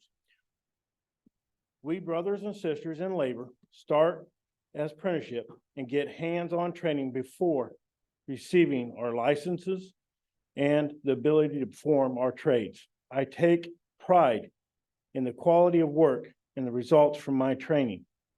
For you to think that you can take the keys of Cal-Am and learn on the fly how to run it is not a smart idea, to say the least. Not only will we likely be destined to have operational problems moving forward, but the end results will be higher rates and serious reduction of water reliability. Our water quality and supply is far too important to have it managed by an organization with zero experience. How can we justify continuing with eminent domain campaign to organize that active proposal at all the benefits that would come out with Cal-Am's destruction projects? We do not move forward with this effort tonight. Water is the backbone in life, and it is also critical to the livelihood of so many working families in the area. Cal-Am does a good job in both providing reliable water service and finding new water sources. We need them to continue their work so that we can have jobs, building thousands of new homes required by the state and needed by our workforce. Whatever some people think. Thank you for your time. Thank you so much. Good evening. My name is Brian Leneve. I'm a resident of Carmel. Actually, I was born in Carmel. One of the very few who can say that. I wasn't going to speak tonight because I am usually terrified to speak in public. But water is one thing that will bring me out of my shell. I have several isolated items I like to bring up. I've heard several times tonight where the voters overwhelmingly required you to take over Cal-Am. I do not believe 56% is an overwhelming vote. I'd also remind you that 3 out of 4 times the voters turned it down. So I don't believe that was also overwhelming. Myself, I've never seen where public agencies can do stuff as economically as private enterprises can. I'm never going to believe that. I've been in business all my life, and that may be tending my opinion, but that is my opinion. Number 2, the district has maintained we have water for up to 2040. Yet the state wants Carmel to build 300 some odd houses. It wants Monterey to build something like 1,300 houses. Where is that water going to come from? We simply do not have the water we need to supply the mandates that people want us to do. Thank you. Thank you very much. Yes. Yeah, Blanca, you might not get shot, but I'm not so sure about me. Ron Cheshire, Monterey County, 67.5 years. I heard somebody mention something about legacy of our children. Well, I want to tell you about my legacy for the last 45 years of my adult life, my productive life. I've had to deal with a whole community that never has passed a decent water project, which has cost us tremendously. You wonder why your costs are up? For 45 years, you've never taken advantage of creating a project that was decent enough to take care of the needs of our community. And I see a lot of faces in here that have basically opposed every vote that ever came down. So don't get up here and cry about, gee whiz, we don't have any water. You don't have any water because you never voted for it. Okay. The other thing is, I've never been able to basically start a business. I've never been able to pursue happiness in some things that I've wanted to do. Our communities, our governments have been stagnated. There's no right to self-determination because they're hamstrung. I wish that some of you up there and all of you out here would read the findings of the state legislature in regards to the enabling legislation that created the district. And historically, cumulatively, and overall, the district has never met the terms set down by the legislature in their findings. Read them. Thank you. Thank you very much. And then back over to this. Here. My name is Dustin Cook. I'm resident of Carmel Valley. I'd like to first of all say that I'm thankful for the hard work that the employees of Cal-Am Water do to bring us our water. Having a difficult time hearing you. Okay, that's fine.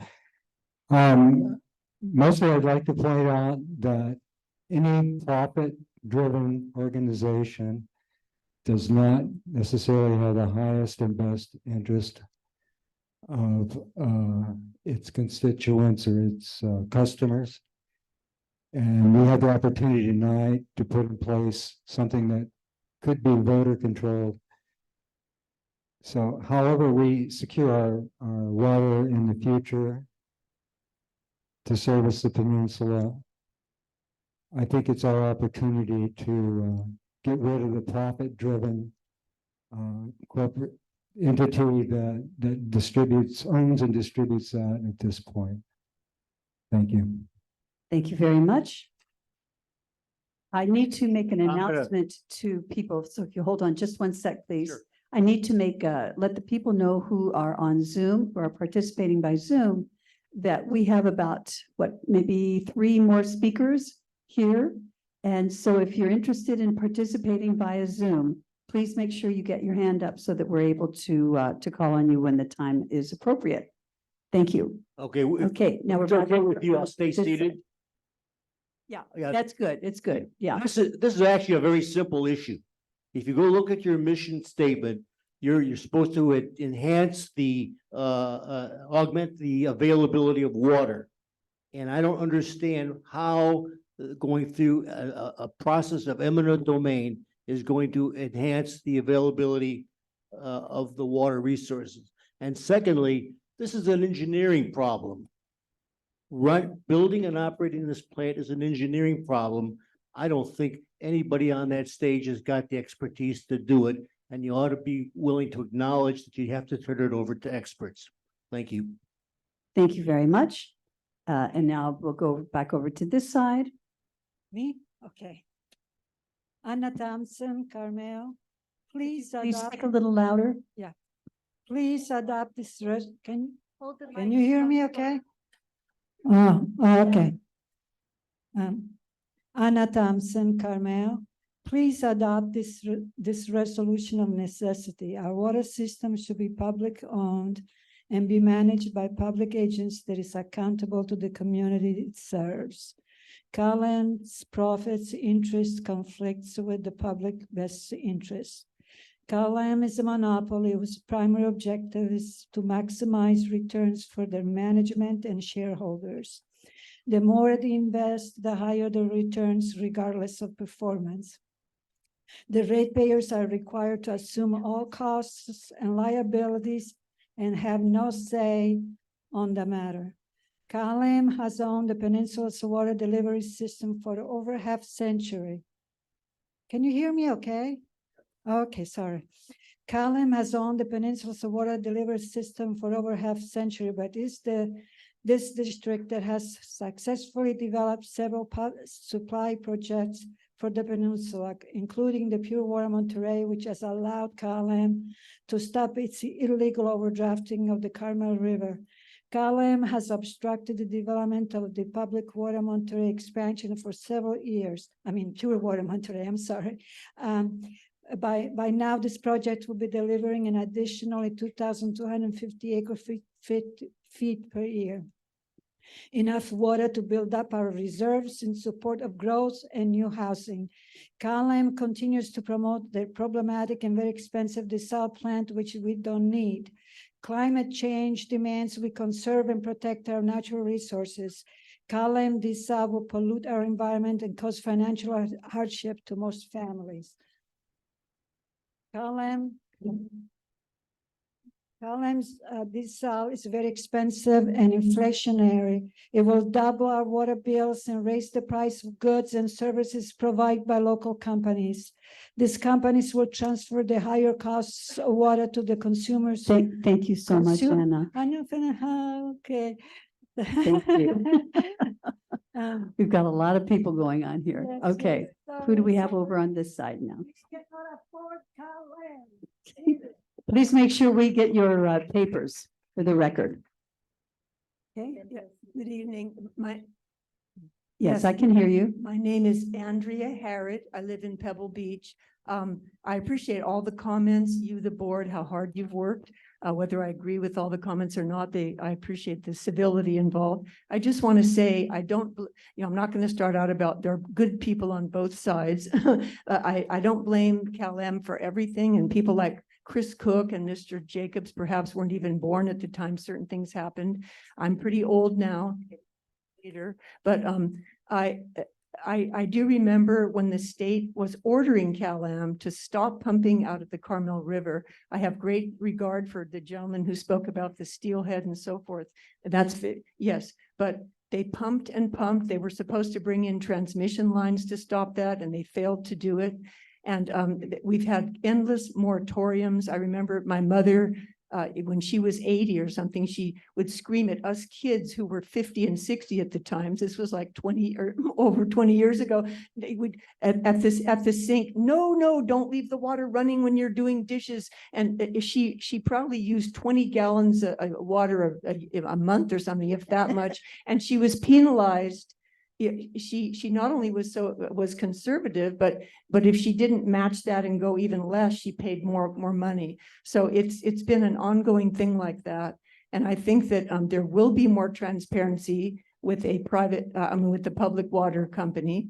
And also, I think if nobody understood anything, I'm not an expert on any of this. I do believe that desal has been proven not to be that successful in many areas, and I don't think there's hard evidence that we have to have desal here.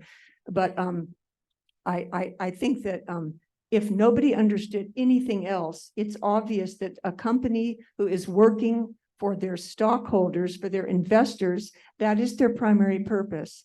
And they're not going to be our benefactor to be worried as much about us, the customers.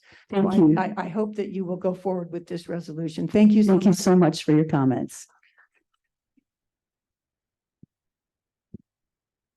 Hi, good evening. I'm Jan Schreiner, and I'm speaking from my role as the president of the board of Marina Coast Water District.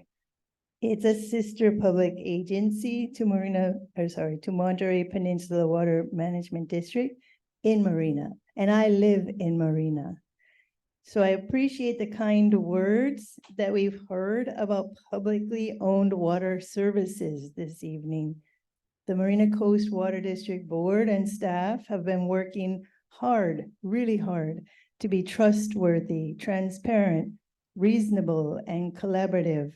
We have established mutual aid agreements with Castroville and Seaside's publicly owned water services. These agreements are designed to stabilize services through regional emergencies. Although attempts have been made to also have a mutual aid agreement with CalAm, we are finding them difficult, unresponsive, and singular in their focus. I appreciate the work of the board and staff of Monterey Peninsula Water Management District. I respect the integrity of Director Riley, and I have seen similar recusals within the permit process of the city of Marina related to CalAm proposals. I support the acquisition process in hopes of continuing the good work of Marina Coast in collaboration with Monterey Peninsula Water Management District as a sister public agency.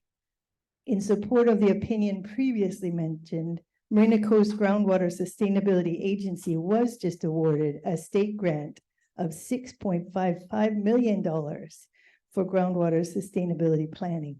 Please support Thank this you so much. resolution. Thanks, Jan.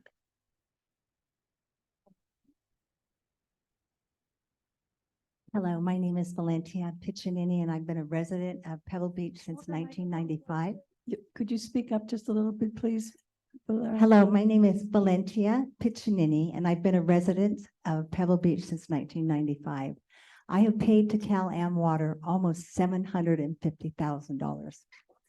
I have gone through remediation, and I have put $167,000 redoing the entirety of my backyard and artificial turf, new sprinklers up in the front on a very small area where I have green grass for my grandchildren when they come to play.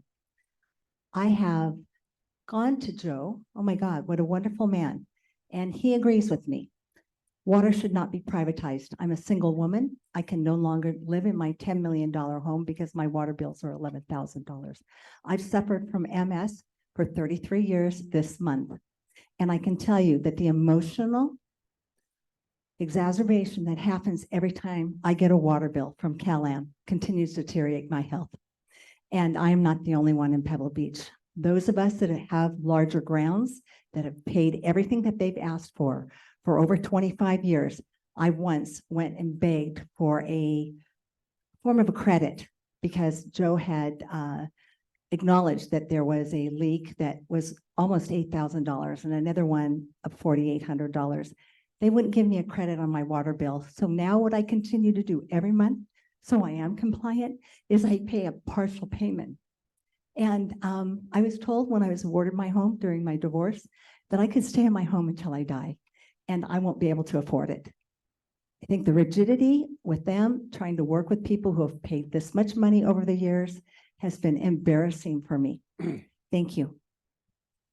Thank you very much. Back to the side. Hello. Hi. I'm from Carmel and I'd like to stay anonymous. And the reason for that is there's a couple of things I want to point out. We're going to spend $500 million buying out CalAm. What are we going to get for that? They're not going to run away with the meters and the infrastructure and all the equipment and all the water sources or the employees. We're only going to switch out the people at the top. We're going to get those investors in New Jersey removed and put in people who live locally. There may be a few employees, and I don't know who will want to leave or be coaxed by CalAm, who have other locations, that want to move them out. But 99% of the employees in equipment and operations are going to be exactly the same. So this scare tactic about, oh, we don't have the experience to run this place. for this operation is not true. You're gonna use the same people with the same equipment. You're just gonna get the people out from the top. And I'm sure these two down here will also join in and maybe stay, because this is the most beautiful place on the planet, and nobody's gonna wanna leave of their own accord. So that's point one. The other thing is, I would be for Cal-Am, you know, if I listen to all the wonderful things they're doing and how well they're running the operation, except I would put a cap on it. Water is essential to life. No water, no life. So I hate to put a cap on you because you're an interesting speaker, but unfortunately, I have to pay attention to the time. Oh, So thank you okay. so very much for your comments. You're welcome. Okay, I have a comment to the audience. It's getting very late, and I'm thinking if we're less expressive with our applauding, we might be able to get all of the speakers heard. So thank you, and we'll go over to this side. Margaret Ann Cobberdahl speaking. Measure J's voter mandated, expert verified, financially feasible buyout became inevitable due to Cal-Am's price gouging, mismanagement, and unethical practices, while award-winning MPWMD demonstrated impeccable integrity and earned public admiration. This buyout will ensure peninsula water security at an affordable cost and honest, transparent stewardship by a publicly owned water agency with a proven, successful track record since 1978. Cal-Am continues to be a bad neighbor to Marina, discounting environmental justice, endangering ESHA, ditching the regional project in order to exploit Marina's protected water rights while suing our city. Cal-Am wants to build an unaffordable, environmentally unsound, unnecessary desalination project that extracts massive amounts of groundwater daily from Salinas Valley Basin's critically overdrafted aquifers, increasing seawater intrusion and pilfering Marina's water supply. Cal-Am created water shortages by overpumping, yet never developed any new viable, valid water supplies, relentlessly pursuing unbridled profit over water supply, while employing sabotage and extortion tactics to interrupt urgently needed Pure Water Monterey expansion, causing costly years-long deleterious consequences. The resolution of necessity prodigiously underscores substantial confirmations this buyout is critically indispensable for the public good, restoring citizens' constitutional rights, and renewing public trust.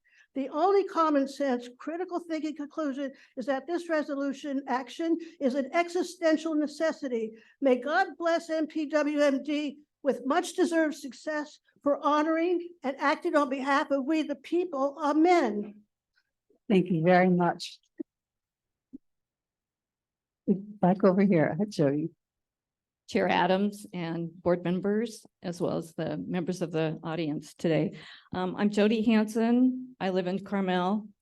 I served on the Ordinance 152 Oversight Committee for the district here. I urge you today to oppose this eminent domain action. The findings that I read said that it may take 30 years before the ratepayers will see rate savings.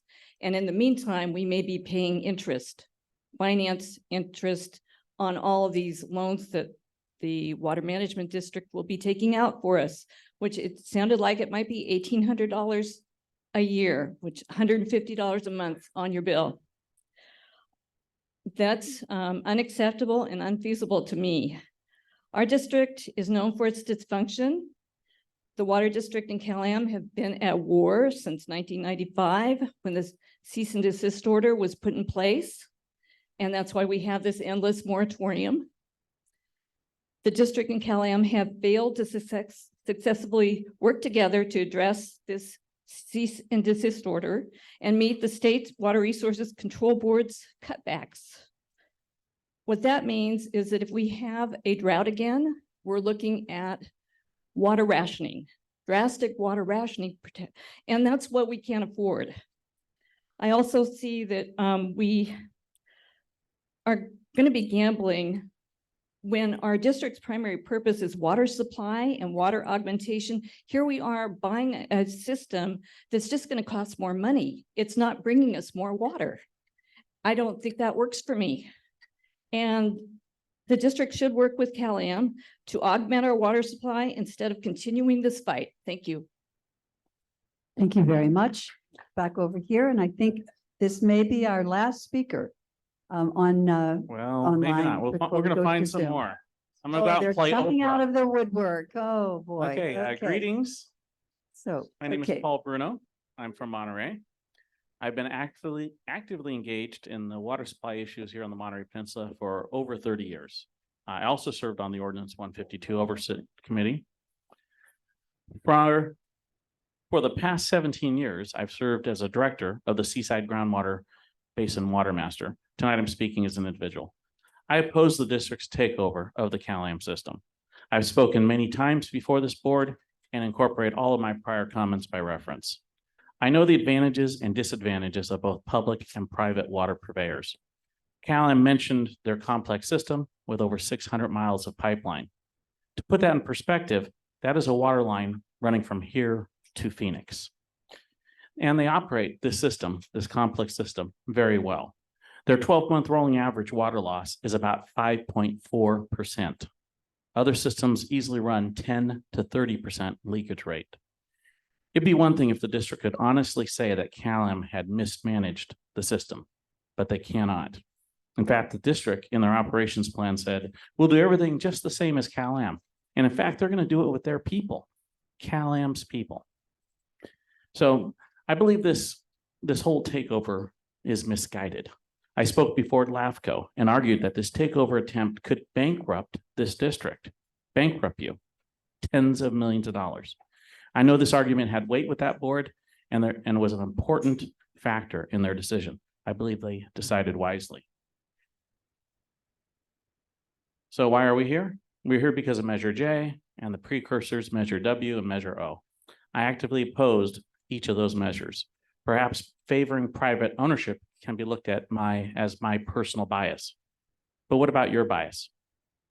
George Wiley acknowledged his bias. Can each of you honestly say that you left your bias at the door? Some of you were very active in the public takeover campaign. I'm so sorry, but your time is Some up. of you publicly endorsed the measure. Hopefully you drop your bias. Thank you. Thank you. Now back to this side. Right, this is Frank Earhart. I've lived in the area for quite a while.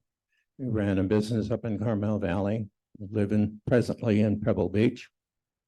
And the idea that the second, the gentleman before me said is absolutely true. Yeah, this is a fantasy. We can't have and operate a system that is, and there's no discrepancy here, I think, between the idea that we're not getting something for our money. There is a plant. There is a system that's in the ground. What we're taking over, we may have to modify somewhat, but it's a system of distribution. Of course, the water is ours underground, and the idea that we would be frozen with this new institution and not be sensible as to the sources of the water. Nothing wrong with what we're doing, trying to recycle water, etc. If it really needed a source where we were desalinizing the water, this could be done. We're not frozen into some particular plan. What we're trying to do is save one heck of a lot of money that we don't pay to our stockholders. We are the stockholders here, and that in time, we will, in fact, make a system that works. And I urge you to go ahead and proceed with proceeding into the new era. Thank you. Thank you very much. Back over here. Good evening, members of the board. My name is Alexander Henson. I served on this board back in 1981 for a couple of years. And so I do have about 40 years of experience in dealing with water problems on the Monterey Peninsula. I then had the temerity to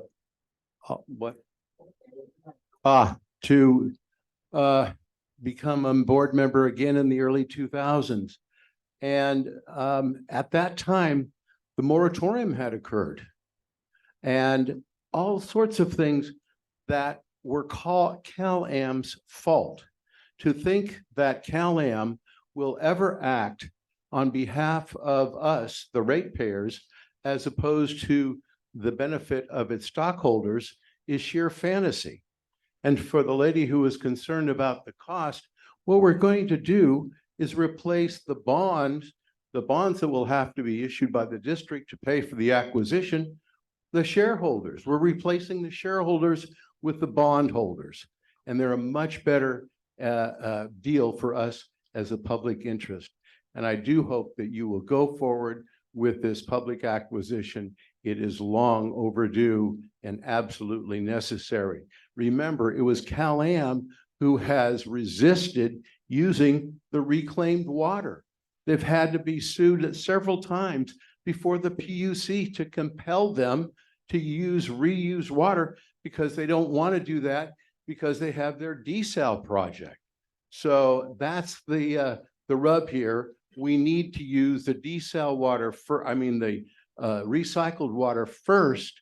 And if in the future we need desal, but that's a long ways down the road. Thank you. Thank you so much, Sam. Melody Crislock, Public Water Now. Thank you, MPWMD, for following through on Measure J and respecting the will of the voters. It's been a long road. Your findings and evidence in support of the buyout are impressive. Anyone here tonight who is skeptical should read these 83 findings. Your work stands in sharp contrast to CalAm and the hardships it's created for this community with its culture of dishonesty and corporate greed, price gouging, and constantly increasing rates.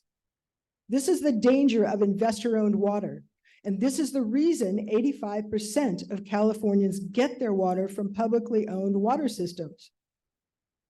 CalAm claims its system is worth $1 billion. That's a fantasy, one that included a desal plant that doesn't exist. If you wanted to sell your home for twice what it was worth, how hard would it be for you to convince one buyer? CalAm will have to convince a jury of 12 that it's worth twice its real value. Good luck on that, CalAm. We know this buyout is feasible and will lower water costs. The cost of water under MPWMD will always be lower than CalAm, but no one can say how much lower until a jury decides on the buyout price. Remember, the cost to buy CalAm is not added on top of what we pay now. There is no $1,800 a year added to your bills. That's a lie. It's paid off on our water bills in place of CalAm's profits, its excessive overhead, management salaries, regulatory expenses, taxes, and all the costs for failed projects. This buyout is so clearly in the public interest. Please adopt this resolution of necessity before you. Thank you very much.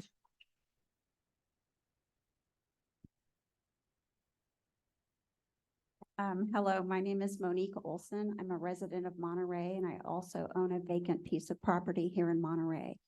In October of 2015, my plans were approved for a small home on a substandard lot. That was 7 years ago, and here I am. I'm not getting anywhere.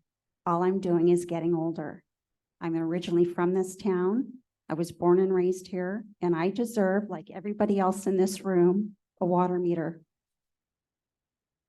I need a water meter so that I can live the rest of my life on this peninsula, just like the majority of you do. So I'm asking that you move forward, always forward and never back. And I would like to make sure that someone in this room is hearing me. I appreciate you. Thank you very much. Thank you very much. Looks like we're clear on this side, and here we go over here. Oh, sorry. I'm sorry. I didn't see you over there, John. Thank you, Mary. My name is John Tilley. I live in Pacific Grove. I was on the Citizens Oversight Panel of the Monterey Peninsula Water Management District from the very beginning. Every meeting I was there. I sat in this row right over here when George Riley was up on this table, this stage some years ago talking about public water now and Measure J. George said it was a feasibility study. It would cost us nothing. That's how it was sold to the public. Measure J is a feasibility study and it will cost you nothing. Later on, George said, well, the funds are in reserve at the district. It's cost us plenty and it's going to cost us plenty more if we're not careful. The feasibility study should have been at no cost. You know, in the business world, we call that a bait and switch, pure and simple. Measure J and Public Water Now is a marketing campaign as far as I'm concerned. In fact, Monterey Peninsula Water Management District has paid the head of Public Water Now hundreds of thousands of dollars to do the public outreach and advertising. If I was running Public Water Now and I was getting hundreds of thousands of dollars to promote the idea, I would probably keep going too. As far as I'm concerned, Public Water Now is a no-growth organization that is succeeding wildly, as witnessed by the last speaker.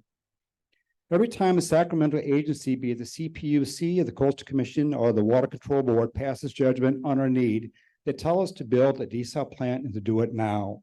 But Public Water Now and the Monterey Peninsula Water Management District tell us we don't need it. I think they're dead wrong. I know many people who work 2 jobs to pay for housing, but I don't know anyone that works 2 jobs to pay for water. It's time to set Measure J aside and focus on water supply. Apple Valley is a very good example of what could happen to us. Go to the newspapers about Apple Valley, read what happened, and honest to goodness, you can change out the names and you'll see that it is basically the same situation. Just obviously encouraging you to drop this idea, to pursue water supply and to help our community grow. Thank you very much. Thank you, John. And here we are over here.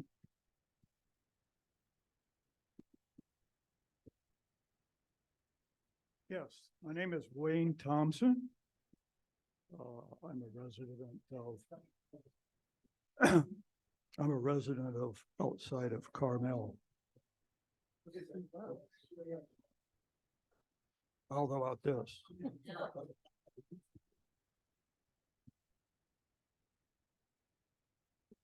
Can you hear? Right at frontal attack. Okay, now I got the boss, so it gets me in time. Anyway, Cal-Am has stated that the Monterey Peninsula Water Management District has no experience in operating a water delivery system.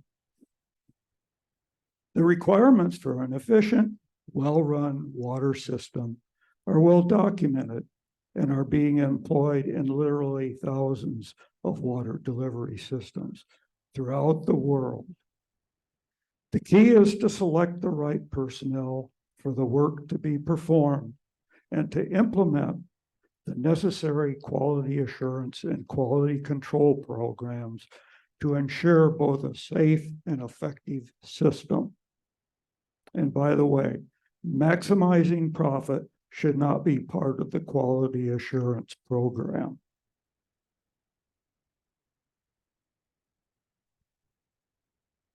Please adopt this resolution of necessity. Our water system should be public owned and be managed by a public agency that is accountable to the community it serves. Cal-Am's profit interests conflict with the public's best interest. Thank you. Thank you very much for your comments. So we have one more speaker. My name is Alan Nebel. I'm a resident in Carmel. I was born and raised in Monterey. And I was here a week ago in this auditorium and saw this movie about the grab, where governments and corporations are buying up the food and water resources throughout the world to get there, to have control of it. And they exploit it and use it for their own constituencies. What I'm seeing is that we have an opportunity now to take back our water system from a corporation that's extorted hundreds of millions of dollars of us through overcharging rates. And it's time to follow up with Measure J and have us take back our water system. Thank you. Thank you very much for your comments. So now we've heard from everyone in the audience that wishes to speak. Is that correct? Seeing no more hands raised or anyone coming forward, let's see who we have online. We will now hear from Ralph Love. Go ahead, Mr. Love, you have 2 minutes.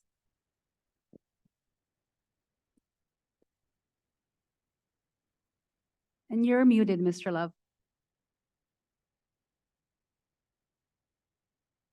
Okay, we are going to skip to Ann Wheelis. Go ahead, Ms. Wheelis.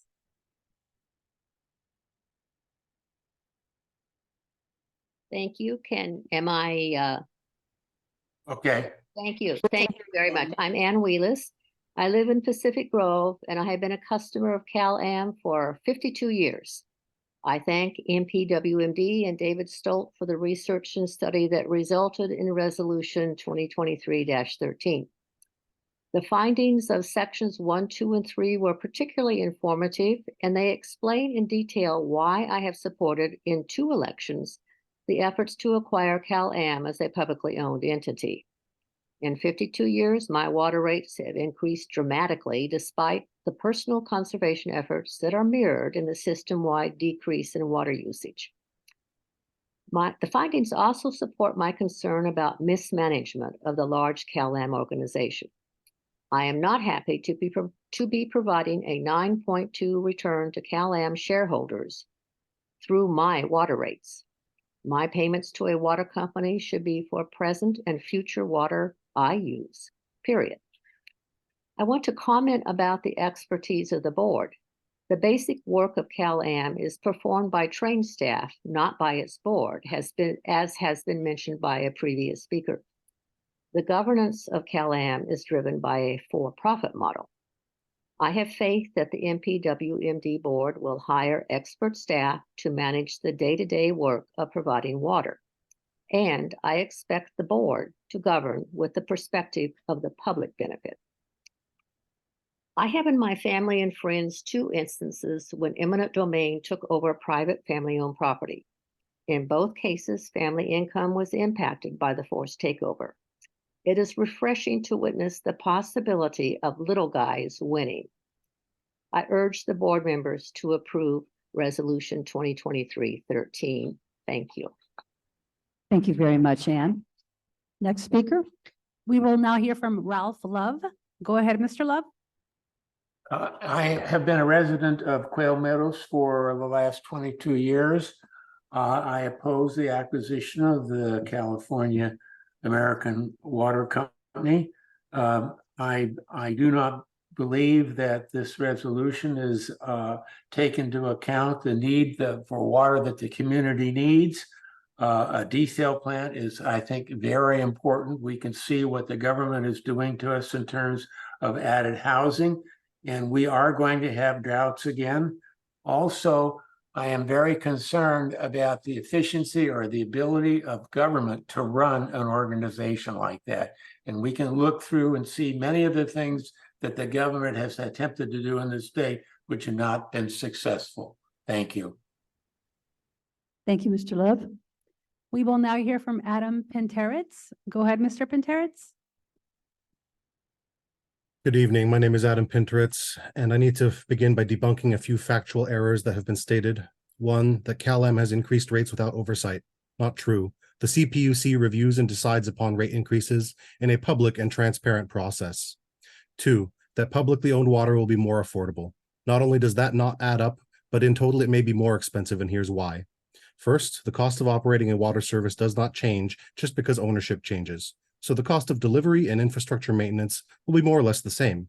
Second, win or lose, the ratepayers will end up paying for both sides' legal fees in a colossal waste of money.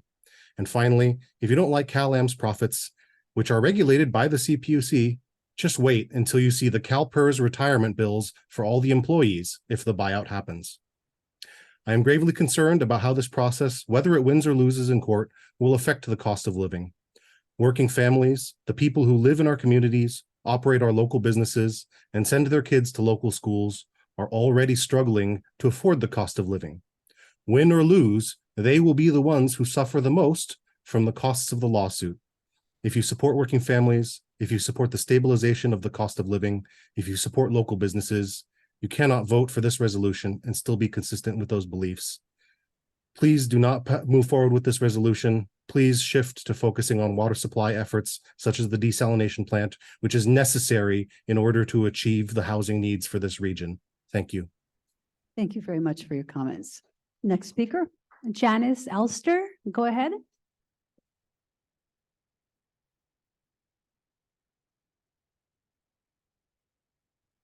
Janice, you are muted. Okay, we will now hear from Christy Markey.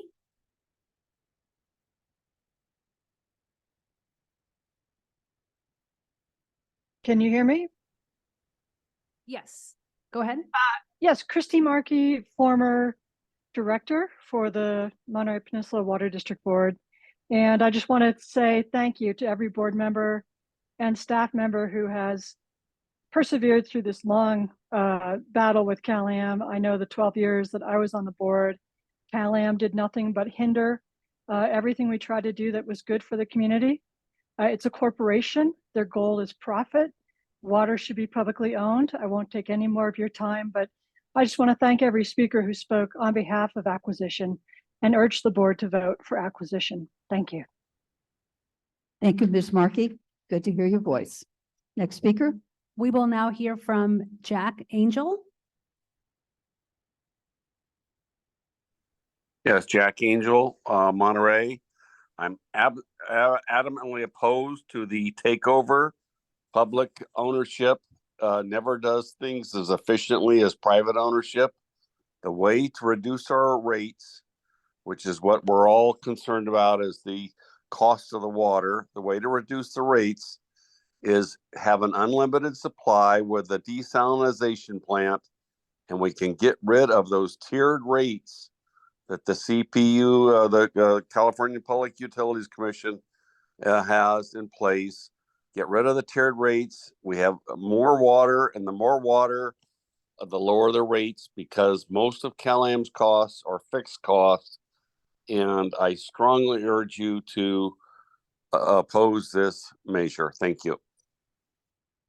Thank you. Next speaker. We will hear from Priest Walton.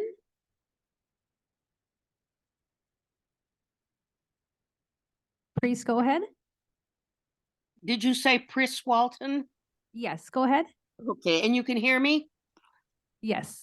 Okay. Well, first I want to sort of make a point about, water. Water is one of the three necessities of life. The other two being air and food. You can live 3 days without water, 3 minutes without air, and 3 weeks without food. So it's a very important aspect. And I think that there's some fundamental ethical and moral values that underlie public ownership of a necessity of life, and that we need to be thinking that way. CalAm is a company that invests. When they run out of water here, they'll pick up and go somewhere else where there's water until it's gone there. And the fact that I am paying for my water rates, investors that do not live here, I find offensive, and it's taking money that can be used for searching new local resources and for maintenance of all of our water resources.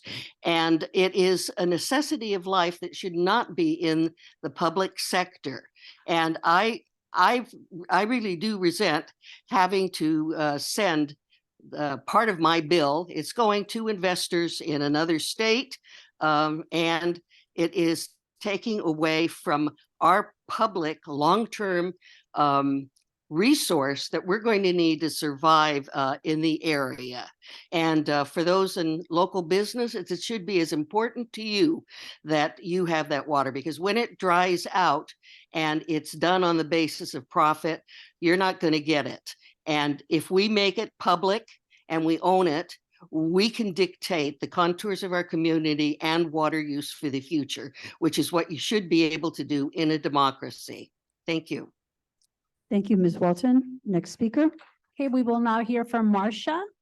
Go ahead, Marcia.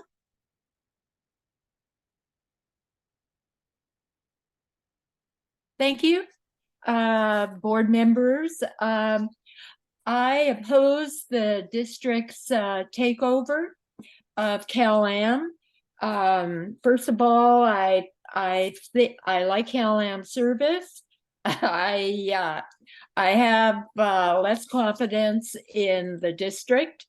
They've been collecting various fees for over 40 years to get a new water supply project, and it was only recently because of PCA that they got the Pure Water Monterey going.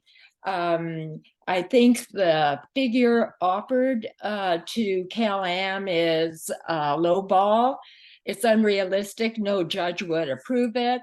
Also, it does not consider the costs of converting CalAm employees from 401k pension employees to special district government employees, which would represent an enormous cost to ratepayers. Monterey 1 has missed its targets.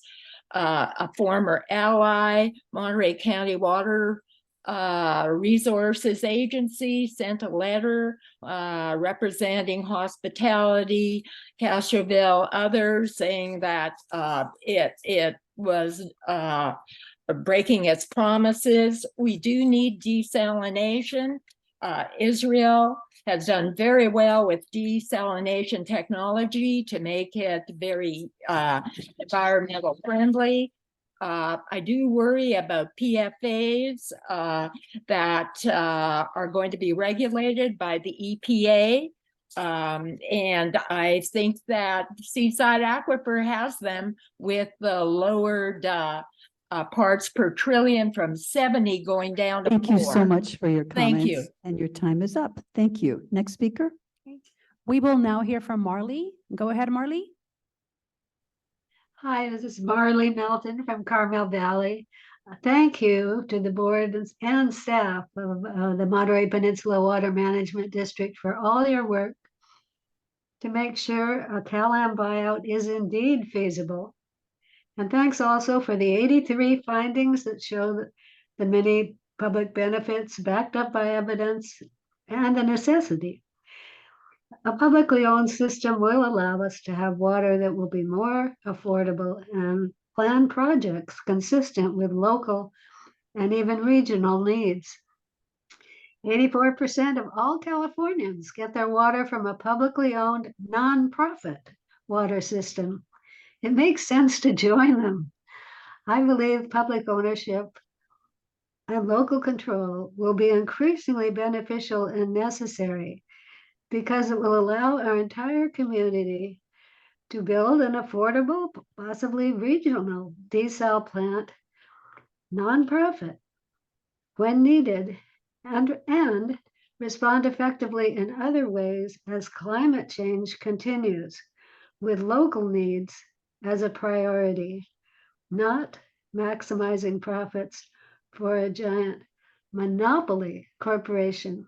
And just to add that the local business community will benefit too. We don't have huge monopolies here. It's that we need to overcome and operate well and efficiently, as I'm sure we will, under nonprofit management. Thank you. Thank you, Mrs. Melton. Next speaker. We will now hear from John Gagliotti. Go ahead, Mr. Gagliotti. Yeah, hi. I actually was not going to speak tonight, but I just wanted to kind of point out this one thing that I've heard tonight. It's been set up. It's been said a number of times in that there's some sort of morality in or a morality difference in stakeholders or stockholders in a company that invests or that invests in a private company that expect a return, and a bank like Barclays Bank that puts up a bond that also is a private company that expects a return.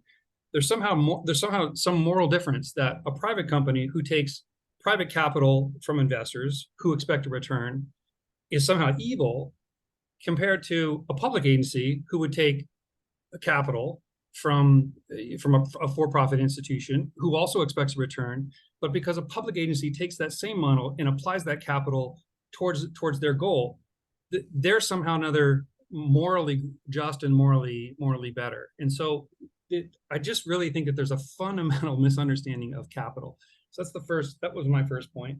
The second point is that a lot of it that's been going on, or a lot of discussion about the projects that have been put out, relying on recycled water, relying on the ASR, relying on that. All of those are efficiency measures that that come from the same source, groundwater. But what's totally being missed here is that just using the water that's coming from the existing sources that we have right now, we are still overdrafting the Seaside Basin by 1,500 acre feet a year. So we are using more water. We're living on a credit card, and we've been doing this for over 25 years. So there is a credit card that needs to be paid, and there needs to be new source that comes out there. And the only way to pay back that credit card into the basin is with desal. Those are my comments. Thank you very much. Thank you for your comments. Are there any other speakers? There are no other speakers. Okay, thank you so much for that. Thank you all again for being here. And to my colleagues on the board, thank you for your patience. And as we listen through all of this very, very interesting comments this evening. Before we go to questions and answers, I just want to know if there's any director who has any question or comments that need to be immediately responded to for clarification before we go into our Q&A and our comment period. Seeing heads shaking no. Okay. Fine.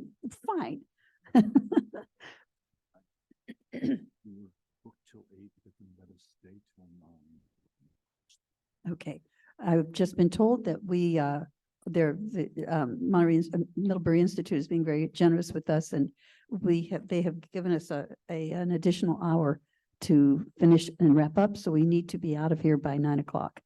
So, and it's a bit after 8 now. So at any rate, the matters that we've had before us are not to be taken lightly. The board has heard and received a wealth of evidence, both from Cal-Am, from the public, and from our own staff. This concludes the public and Cal-Am participation, except if directors have any questions for Cal-Am. At this point, I'm seeing no heads nodding. I can't see Amy's head. So Amy, you're going to have to start leaning in so I can see. Thank you. Okay. All righty. So with that, then I am going to close the public comment, and the hearing record is now closed. The matters under consideration will now be presented to our board for review. We will have discussion and consideration.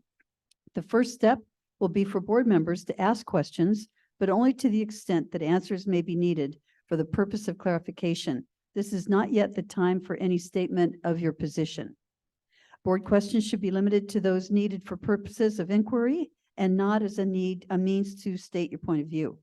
Questions should be neutral, not evidence a position, and mostly to clarify, again, ambiguity or uncertainty. After the responses to clarifying questions, we'll begin our substantive discussion. And it seems as if there have been no questions that have been put forward, but I think we may have one. So let me finish my speech here, and then we can go to the questions.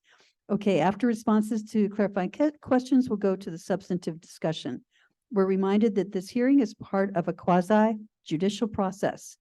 Each board member has an obligation to be fair, to maintain an open mind, and not to base any decision on preconceptions or personal bias. Each board member is required to exercise independent discretion, and we need to weigh all of the evidence received in this proceeding. We must exercise independent discretion on the law and the evidence before us. I will ask each board member to speak only when recognized by me as chair. I intend to allow each member an opportunity to raise points, but will not call on any director a second time until others have had at least one opportunity to speak. And I request that no board member make a motion on the resolution until I, as chair, declare that it's time for a motion to be made. Now, I'll take questions from the board only to the extent that they may be needed, again, for the sole purpose of clarification.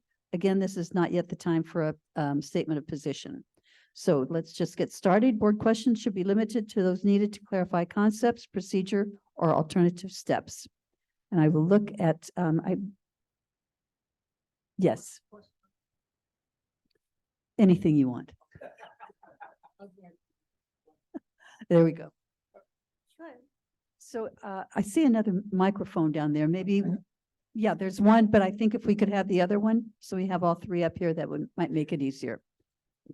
Yeah, we want the chair to maintain control. We'll take the mic and just a clarifying question. I think this may be to our general manager, but someone talked about 30 years to pay off the loan, or the bonding, and then they said 30 years to see rates stabilize. And so my question is, after that, what happens in the next 30 years? That's a terrific question if it were true, but it is not. There will be the opportunity for savings during that first 30-year period, or we would not even pass the threshold of feasible on the economic side. So all of the work to date by Reftelis, by Barclays Bank, shows that yes, we can afford to purchase, and the new mortgage, the debt, is offset by a failure to have to pay shareholder rate of return, pre-tax income taxes, property taxes, regulatory expenses, payments to New Jersey, payments to San Diego, while still maintaining the integrity of the management and the operations. So the whole concept of feasible is that the new debt is offset more so by those savings. So the first expectation is actual savings during that 30-year period. But in respect to what you're saying, the concept of the mortgage burning party, when that 30 years is over, you will have the opportunity to actually see rates drop further. And in 30, actually 55 years, we've never seen a drop after a 3-year rate case where things suddenly get better under CalAm ownership. But it would happen in the case that you're thinking of. Just to be clear, around 30 years, you said something about burning some document. So you weren't clear though, Dave. Is that meaning we own the? You own your own water distribution system. Okay. If we don't try to buy it in 30 years. You're still renting. Okay. Thank you very much. Yes, so we have another question here. And then do you have questions down there at this point? Okay, so we'll do Karen and then. Yeah, so Alvin. this question will be to our district council, or maybe our special counsel, or both. I think it might be helpful to all of us to try and be clear on what this concept of more necessary public use means. What is that requirement? And I think I understand it now. I'm going to say what I think it means. When I first saw it, I thought, what on earth does that mean? More necessary public use? I think I understand it now, but you can tell me if I'm wrong. I think what is meant by that since the water system is already dedicated to public use, meaning it is used to provide water service to the public, that we would need to make a showing in order to win an eminent domain case.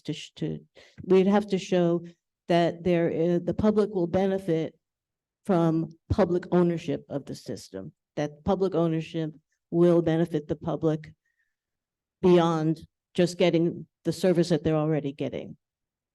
Is that approximately right? That's approximately correct. The necessity is not really what you think of in terms of a necessity. When you adopt your resolution, there will be a necessity that it's established.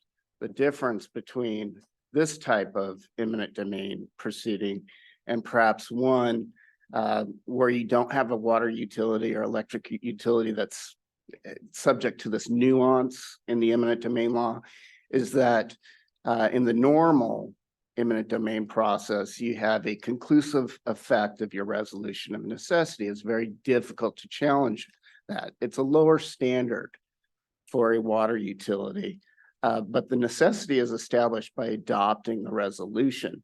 Now, the actual findings show, and maybe Dave is the one to address this, is there's three components of this necessity in this case, where the property is being used for the same physical purpose, water distribution. But under public ownership and control, based on the studies and the analysis that I haven't done, but the consultants have done, there are three components to that necessity, which is the governance, the transparency, and then the cost savings. Quality. And the quality of service as well. Thank you. Hopefully that addresses it. It is a complicated issue. Okay, thank you very much for that. Any other questions? Okay. This is the general manager. General manager, where did you find all your findings that we have here? What did you get? What resources did you use finding our findings that's here? Thank you, Director Edwards. Yes, we have 83 findings in support of the 5 statutory findings, and they come from a variety of sources.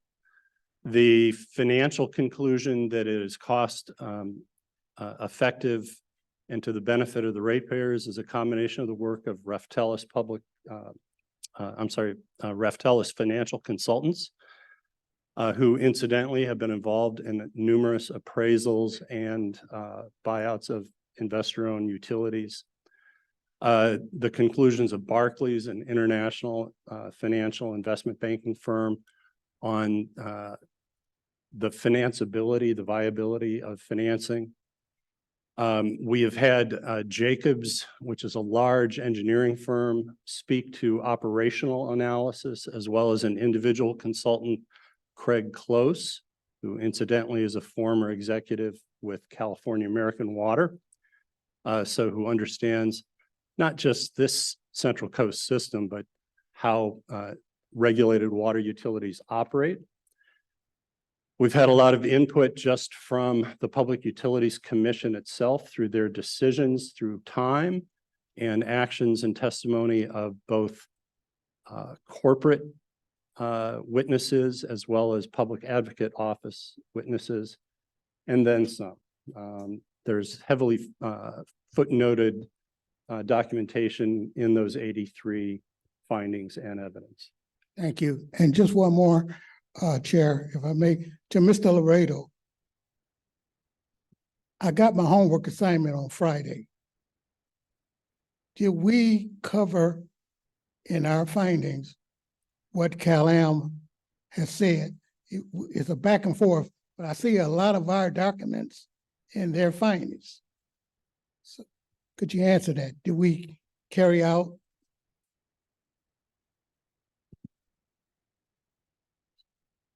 I think it's ready. Thank you. That stack of material that you have, for a large part, includes the evidentiary record that was submitted to LAFCO, and you have previously reviewed that. But I believe that the findings that you have before you address the points that are raised by CalAm. Thank you. That's all I have. Yeah, if I may add that just so the public knows, most of these documents in this stack that was hand delivered to each of us by our general manager on Saturday morning, because it was only received on Friday. But anyway, most of these documents are documents that were created by the district, things like our strategic plan, our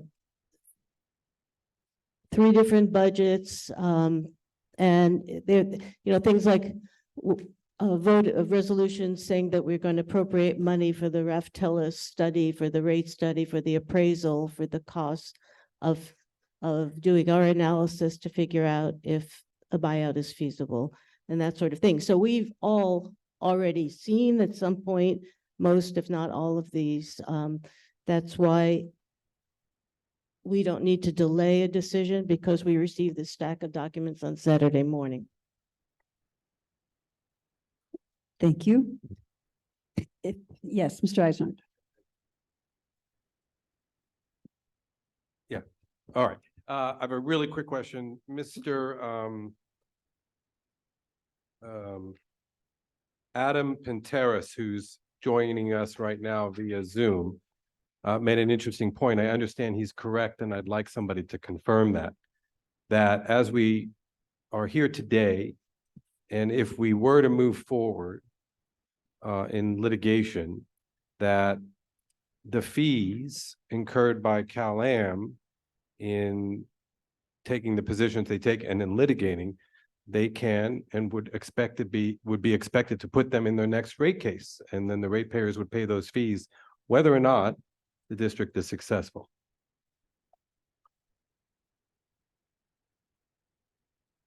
Well, I think they'll, because this is related to a transaction and a litigation, they'll accumulate them in a memorandum account. And the first chance we would see them would be as a settlement. If you were to proceed to move forward with this resolution,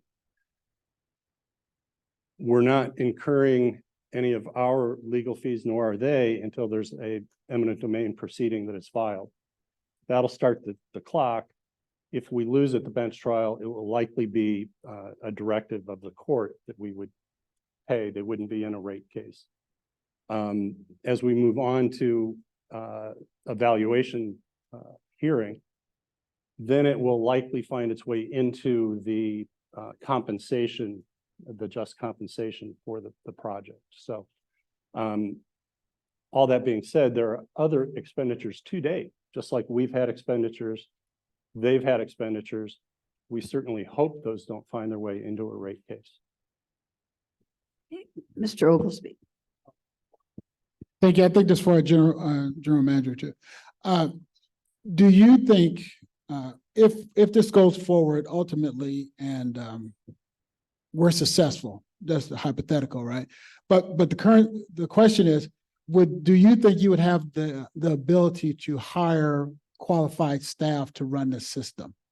I mean, it's on the record as though somehow you couldn't find the same people they find, and just if you could. The short answer is yes. And our starting point would be the good men and women who are currently operating the system, that are our local PTA reps and Little League coaches, and are invested in this community and do a terrific job of offering high quality, affordable, effective water service, with the exception of certain things like occasional customer service, the 888 number that kind of failed to a customer on Monday, and a variety of other things. So I think, I'll unequivocally deny that we've ever said we're going to keep it static. We said we would run it the same, preferably with the same people, to learn what can be improved in that first year. But there are extraordinarily good people, and we believe we can match the benefits across the page and bring them into the fold. It's basically a merging of two organizations. Thank you for your response, Dave. Any other questions before we get into comments in our deliberations? Okay, now it's time for the comment portion. And we're going to be going in alphabetical order by first name. So I am going to ask Alvin to speak first, and then Amy, then Ian, and Karen, Mark, and then myself. And at the end of the deliberation, then we decide whether or not we want to call for a motion and a vote. And then after that, we will adjourn. Alvin, if you would be willing to start with your initial comments? Thank you, Chair. Thank you, Chair.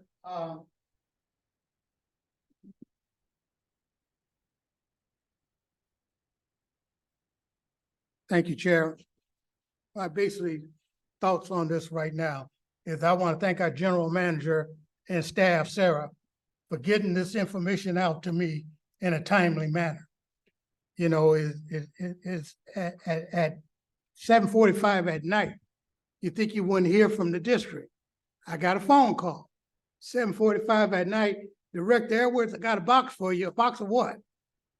It came out to be a box of files from Cal-Am. I said, okay, I will pick them up right now. And I did. Over the weekend, staff answered questions, general manager, general counsel asked questions. I did a lot of reading. And I was surprised at what I was reading. I was seeing the same stuff that we have talked about over these last 4 years. My biggest thing is transparency. And I believe the district has done that, being transparent. So I have only one other thing to say, but it's not time to say it. Okay. You know, I also was supposed to ask that the board members focus their comments and observations, if you can, on points that are itemized in the findings of the resolution of necessity or other tangible points of evidence in the record for the proceeding, so that we might be able to be a little bit more efficient, especially since we are really up against the clock at this point. So to keep the discussion on point, if it's possible for you to just reference finding number 32 or footnote number 12, that sort of thing, that might help facilitate an accurate record for the proceeding as well. So yes, Amy Anderson. I am going to speak very, here. I will speak for just a short time, and I want to first say that I have lived here for almost 30 years. I am a retired research scientist, and I want to say that the comments denigrating the board, I didn't appreciate. I think that smart people can sit and read a whole bunch of documents and analyze them and see what the information is, see if it's if it makes sense or whether they have to turn a direction. And I think that's exactly what this board has always done and would do if we proceed. So my comments are that, as you heard tonight, that Measure J, I'm going to speak about Measure J. It was the 6th attempt to get the water here to be take over and be public, and it succeeded by 56% vote. I personally am a fierce defender of the importance of our right to vote and the opinion of the people that those votes reflect. And I paid attention to the outcome of this vote. In general, it's known that the publicly produced water is less expensive per volume than that delivered by private purveyors. So being a publicly minded person, this was an issue I was interested in. Measure J directed that Rule 19.8, which is in this document, be added to the district rules and regulations. And it begins with the words, "It shall be the policy of the district, if and when feasible, to secure and maintain public ownership of all water production, storage, delivery, system assets, etc." I consider something that's passed by the people with a strong percentage to be close to a mandate. We were asked to do a job, and after that passed, the board of directors, under the guidance of our general manager, figured out an outline of how we could approach this huge challenge. And those are the things that we worked on for the last 3.5 years. Where do we need to go next? Where do we need to go next? A very thoughtful way to do it. And at any point, we could have changed direction. I think it fits well within our vision and our mission. The things that we want to accomplish is to respond to what people in our community want in terms of water management. And they want a public water system, which is similar to ones that you know, East Bay Municipal Water District, the Santa Clara Valley Water, and the San Francisco Public Utilities Commission Hetch Hetchy system. Those aren't small systems, and they're being managed very well by public entities. So I can make a decision that's independent. I just have to see the data and know which way to move. Thank you. Who goes next? Thank you. Thank you. I want to thank everyone who attended this meeting tonight, whether they agreed or disagreed with the resolutions. I think we all listened to you and really felt both sides of the arguments. And that for me, I heard some new information on both sides and trying to internalize it to make an informed decision. And I definitely came here tonight, I'm sure with the rest of the board members, definitely came here tonight with an open mind, because what we need is to base our thoughts on this record that we heard and what we read in the preceding meetings. So I will base my decision on any decision on the evidence I heard here and in the administrative record and law.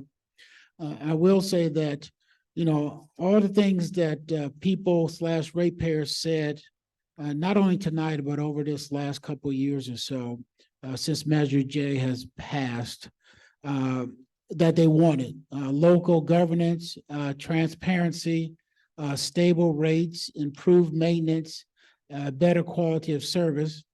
And for me, not paying around 8% profit to shareholders. In short, they want control over the system that they pay for. They want to control cost. It is only one way to give the ratepayers what they want, what is feasible and what is right. It's hard for me to review the administrative record and determine that a resolution of necessity is not necessary. Thank you, Ian. And now we'll go to Karen and then Mark. Thank you. And thanks to all of the members of the public who came to speak in person or by Zoom or came to listen. And many good points were made. I think my colleagues on the board have expressed very well that we understand the nature of the decision we're making and that Measure J is the policy of the board, made it the policy of the board, the voters made it the policy of the board to pursue a public buyout. But we make our decision, there's Measure J, and there's a lot of other law that applies to our decision. And we all understand that what Measure J mandated, that word has been thrown around in a misleading way. What Measure J mandated is that we pursue this goal. It actually requires a series of decisions and a series of efforts, hiring the experts, doing the analyses, crunching the numbers, seeing if it would be all to figure out if it's feasible and if it will benefit the public. And that's the heart of our decision tonight is, as I see it, the meat of it is, will public ownership of the system benefit the public? Is it in the public interest? And I think there's a ton of findings and evidence in the findings, in the 83 findings and all the supporting evidence showing that there's so many different kinds of public benefits from pursuing public ownership. I think I'm going to, I mean, obviously there's a lot of it is about cost, and there's so many reasons that the costs have become so high in Monterey Peninsula. I will just name a few of them that are discussed in the findings.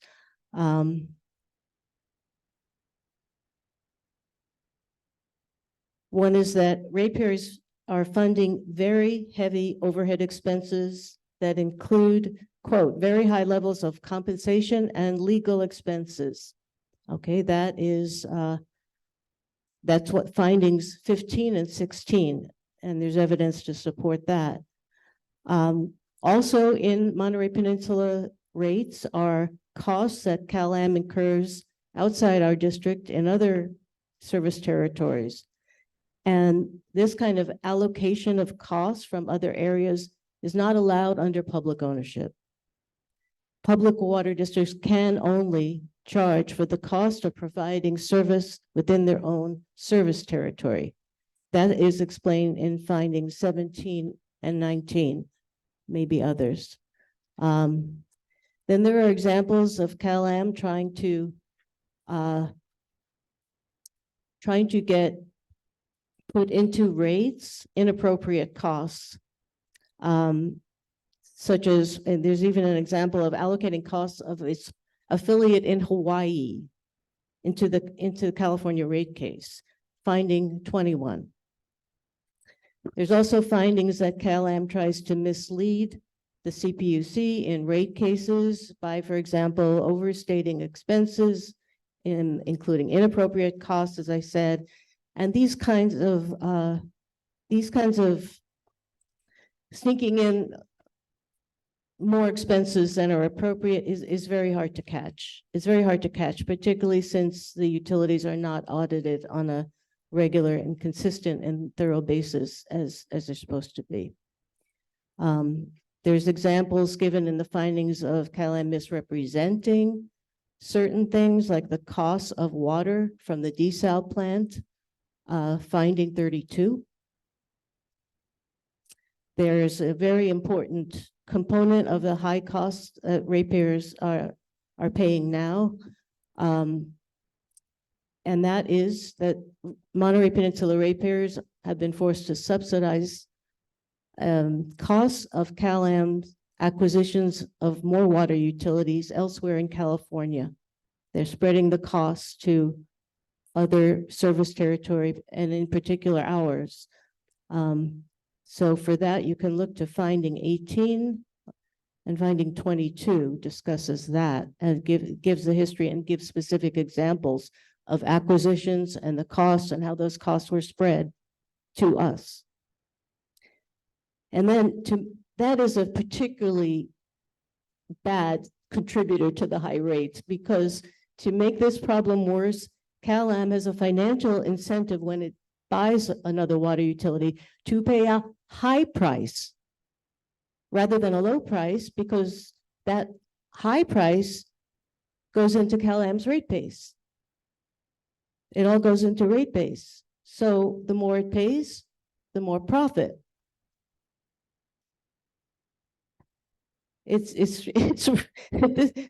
Some of these things are, it all adds up, and all adds up to, these are just some of the examples, and the findings are in many more ways of things that are being piled onto our rates that explain the high rates. The costs of abandoned projects have been passed on to ratepayers again and again and again. There are many examples of that in finding 23. And we all know them. One of our members of the public, Michael Baer, brought up the problem with the CPUC. The CPUC, as we all know, is supposed to protect ratepayers from investments that don't produce anything useful for the system, for the customers. But it doesn't protect the ratepayers from that. It keeps allowing CalAm to pass on costs of abandoned, unproductive projects or overpriced projects to the ratepayers. That doesn't seem to be getting any better. And I'll stop there. There are many other examples, but what I want to I want to make a connection that affordability and accountability and transparency are very, very connected. In the Food and Water Watch study that is in Appendix B to the draft resolution, one of the things that caught my eye in there is they said affordability and accountability go hand in hand. That is so true. Affordability and accountability go hand in hand. Yes, that goes to the heart of the governance issue. We're paying the price, literally, for a regulatory system that fails to hold companies like CalAm accountable. It fails even to audit the utilities adequately, even though that's supposed to be a core function of the CPUC. The CPUC simply failed to protect CalAm's Monterey ratepayers, and as I said, there's many examples of that in the findings. And in contrast, the district public agencies, including the district, are a fishbowl. District council sometimes reminds me, you make your decisions in a fishbowl. It's true. Every penny the district spends is a public record. Every financial decision is made in public. We make all of these decisions in a fishbowl, and the public hold us accountable. I'm going to thank you so much for all of your comments. I mean, you've spent just so much time really thoroughly looking at everything, and I want you to know how much I appreciate that, as do all of us, without question. I'll go to Mark, and then I'll speak quickly because we do have just about 15 minutes before we have to be out of the room. So Mark, I'll go to you now. Thank you. So that I can move through this quickly, let me just say thank you to everybody here on the dais and staff and the hundreds of people here, both in person and via Zoom. I'm going to move on, but it's not because I don't have a lot of gratitude on that front. I see our job here as fact finders and weighers, and we have a big decision to make. And so I look at the evidence in the record, and I want to begin with the statement of necessity. There's a lot of information in there, and I'll start with that briefly, and then I want to move into the other information that I think matters the most. Well, it all matters. Everybody's contributions today, everybody's statements, they all matter. I listen to them all. But I want to start with the resolution of necessity. Now, there are 83 findings with evidence that fall under various categories, but just in the first category alone, and I will speak quickly. The district, this is a section entitled that the district will be able to serve the Monterey water system customers, well, I'll call the ratepayers, at a significantly lower cost than CalAm would if the ownership continued. There's a lot of stuff in there, a lot of findings. I'm just going to highlight a few. It includes the fact that we pay more for water than other CalAm systems, than any other comparable water systems along the Central Coast, and any other comparable water systems in the country. Those are findings 1 through 3 with evidence. Again, under CalAm and as observed by the Public Advocate's Office, a Monterey resident's water bill for 5.1 CCF of use in 2018 was over 4 times as much as the same bill 5 years earlier. 4 times. That's finding 4 with evidence. The base of CalAm's parent company for the top 5 executives was $3.4 million last year, which was virtually doubled because of performance bonus plans. That is finding 16 with evidence. In one example of unbridled profit motive, CalAm fought hard to convince the CPUC to allow CalAm to capitalize. Now that means something in a rate case. Capitalize expenditures incurred in removing the defunct San Clemente Dam instead of booking it simply as a pass-through cost. Now this means that they not only run the cost through, they make profit on it. That's what it means when you capitalize it. And they got away with it. In 2001, CalAm convinced the CPUC to make all of CalAm's existing ratepayers, including here in Monterey County, reimburse CalAm for its $64.6 million premium it paid to acquire water systems outside of Monterey. And the details of all of this is set forth in findings 18 with evidence. More recently, CalAm is again seeking to shift millions of dollars in its costs it incurred outside of Monterey County in another water system to Monterey ratepayers. In so doing, quote, CalAm does not even attempt to justify the proposed cost shifting on the basis that Monterey County ratepayers will receive any corresponding benefit. Finding 19, with evidence. Real quickly, Section 2, CalAm's quality of service. There are too many to summarize. Let me say this. When we read this, we say, okay, maybe we're getting it wrong. Maybe staff isn't trustworthy. Maybe the over 100, I think, footnotes citing to authority is mistaken. And so I've been waiting for weeks to see, well, okay, great. I want to know where we're wrong. Nobody's perfect. And what we got was a 17-page letter from Manat, their chief counsel. And here it is. It came with this packet here, the 6 inches, 8 inches. Felt like feet of documents. But all of those documents, we're going to get to that in a minute. I read everything. But I read this with great interest. 17 pages of lawyer speak. Takes one to know one. I am one. Now, what we see is, so with all of these findings, especially those which to me don't put CalAm in a very good light, and it looks like they don't have the ratepayers back, but they have the shareholders back. Okay. I'm a fan of capitalism. This is the part where I say, okay, you had CalAm, you've had this declaration of necessity for a month, these 83 findings, let's say it together, with evidence. And I'm trying to figure out, get us, help us understand where we're wrong. Now, help us understand where we're wrong. Instead, we're not going to tell you. Because in the 17 pages of objections, lawyer speak, and they're important, lawyer speak is important, but they're all objections. At footnote 5 of this letter on page 11, this is what their lawyer says, quote, the district's draft resolution includes 83 proposed findings. Hallelujah. We're going to hear something on those. Where did we get it wrong? We're the fact finders. These are mere surplusage and do not need to be addressed by CalAm. It's comical, isn't it? Surplusage. Now, here's the good news. Along comes Mr. Evan Jacobs. Thank you. Thank you. You addressed some of them. You're the only one who has. And you've addressed 4.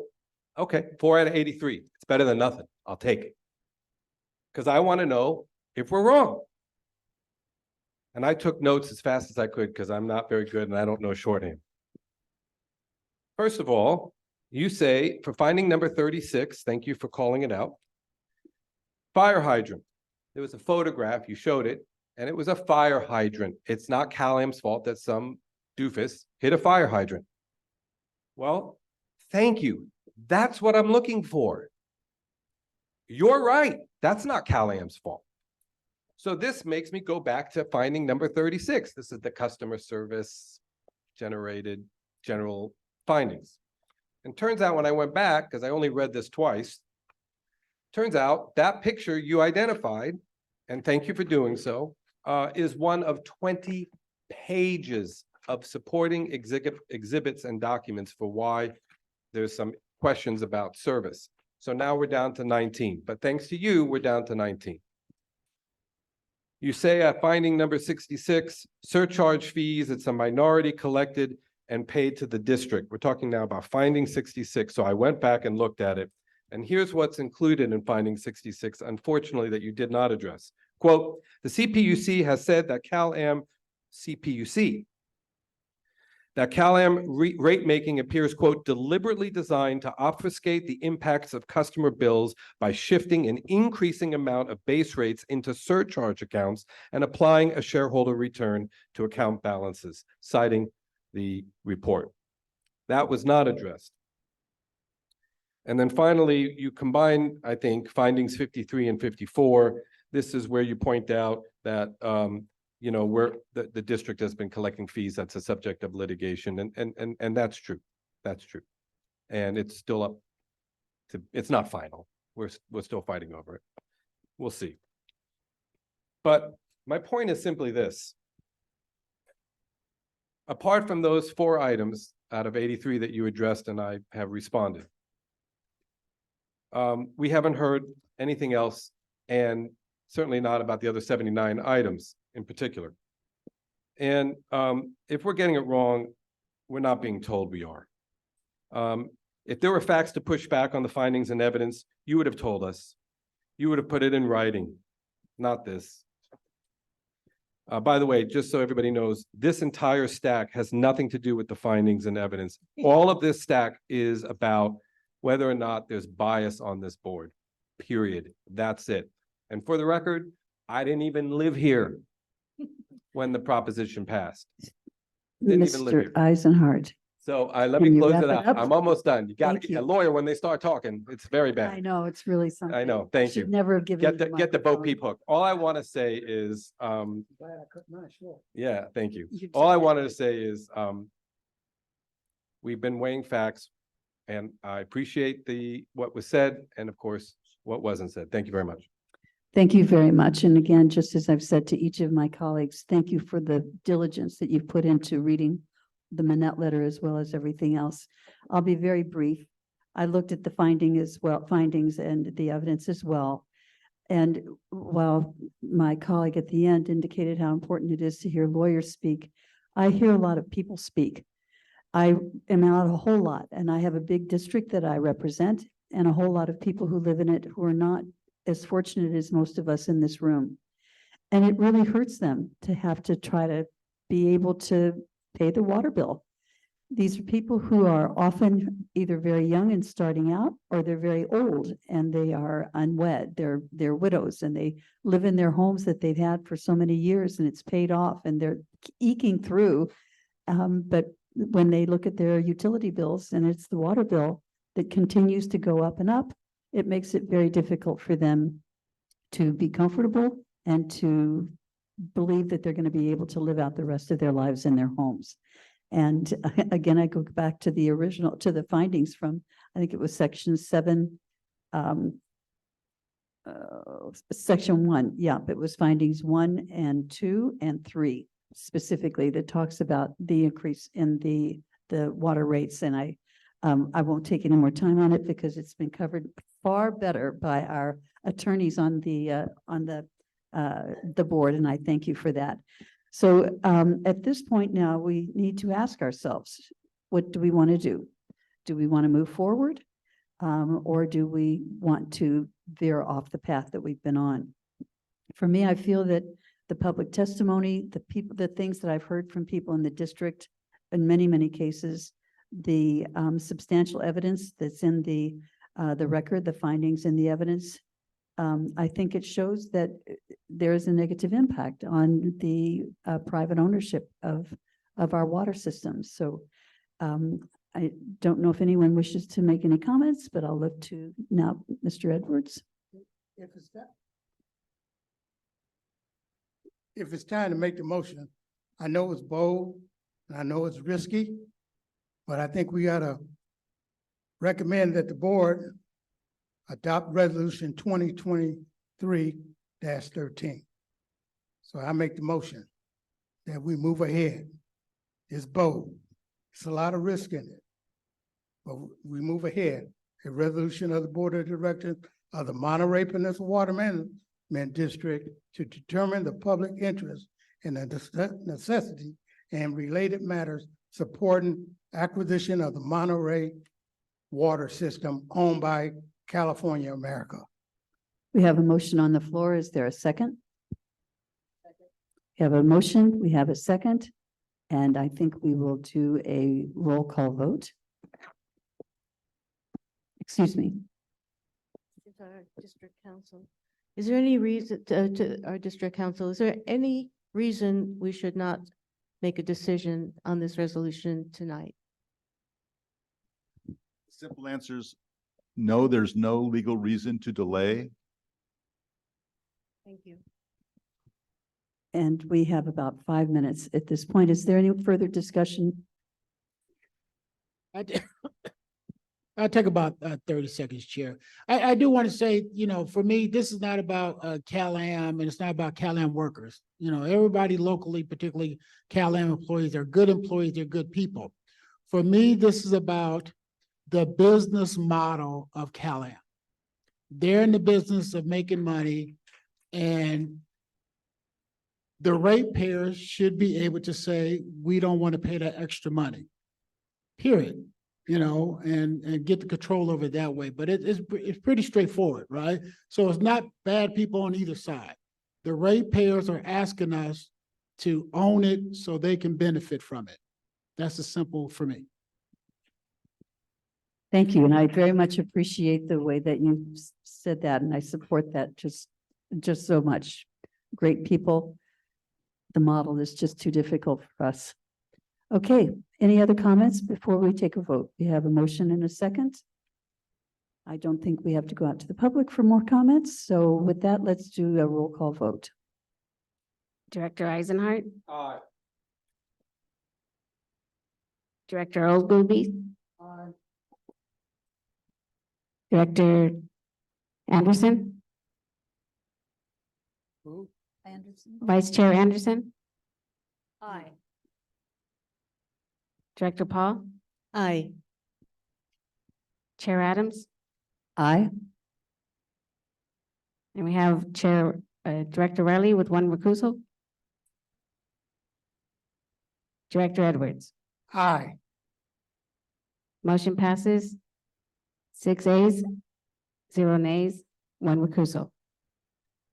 Thank you very much. And with that,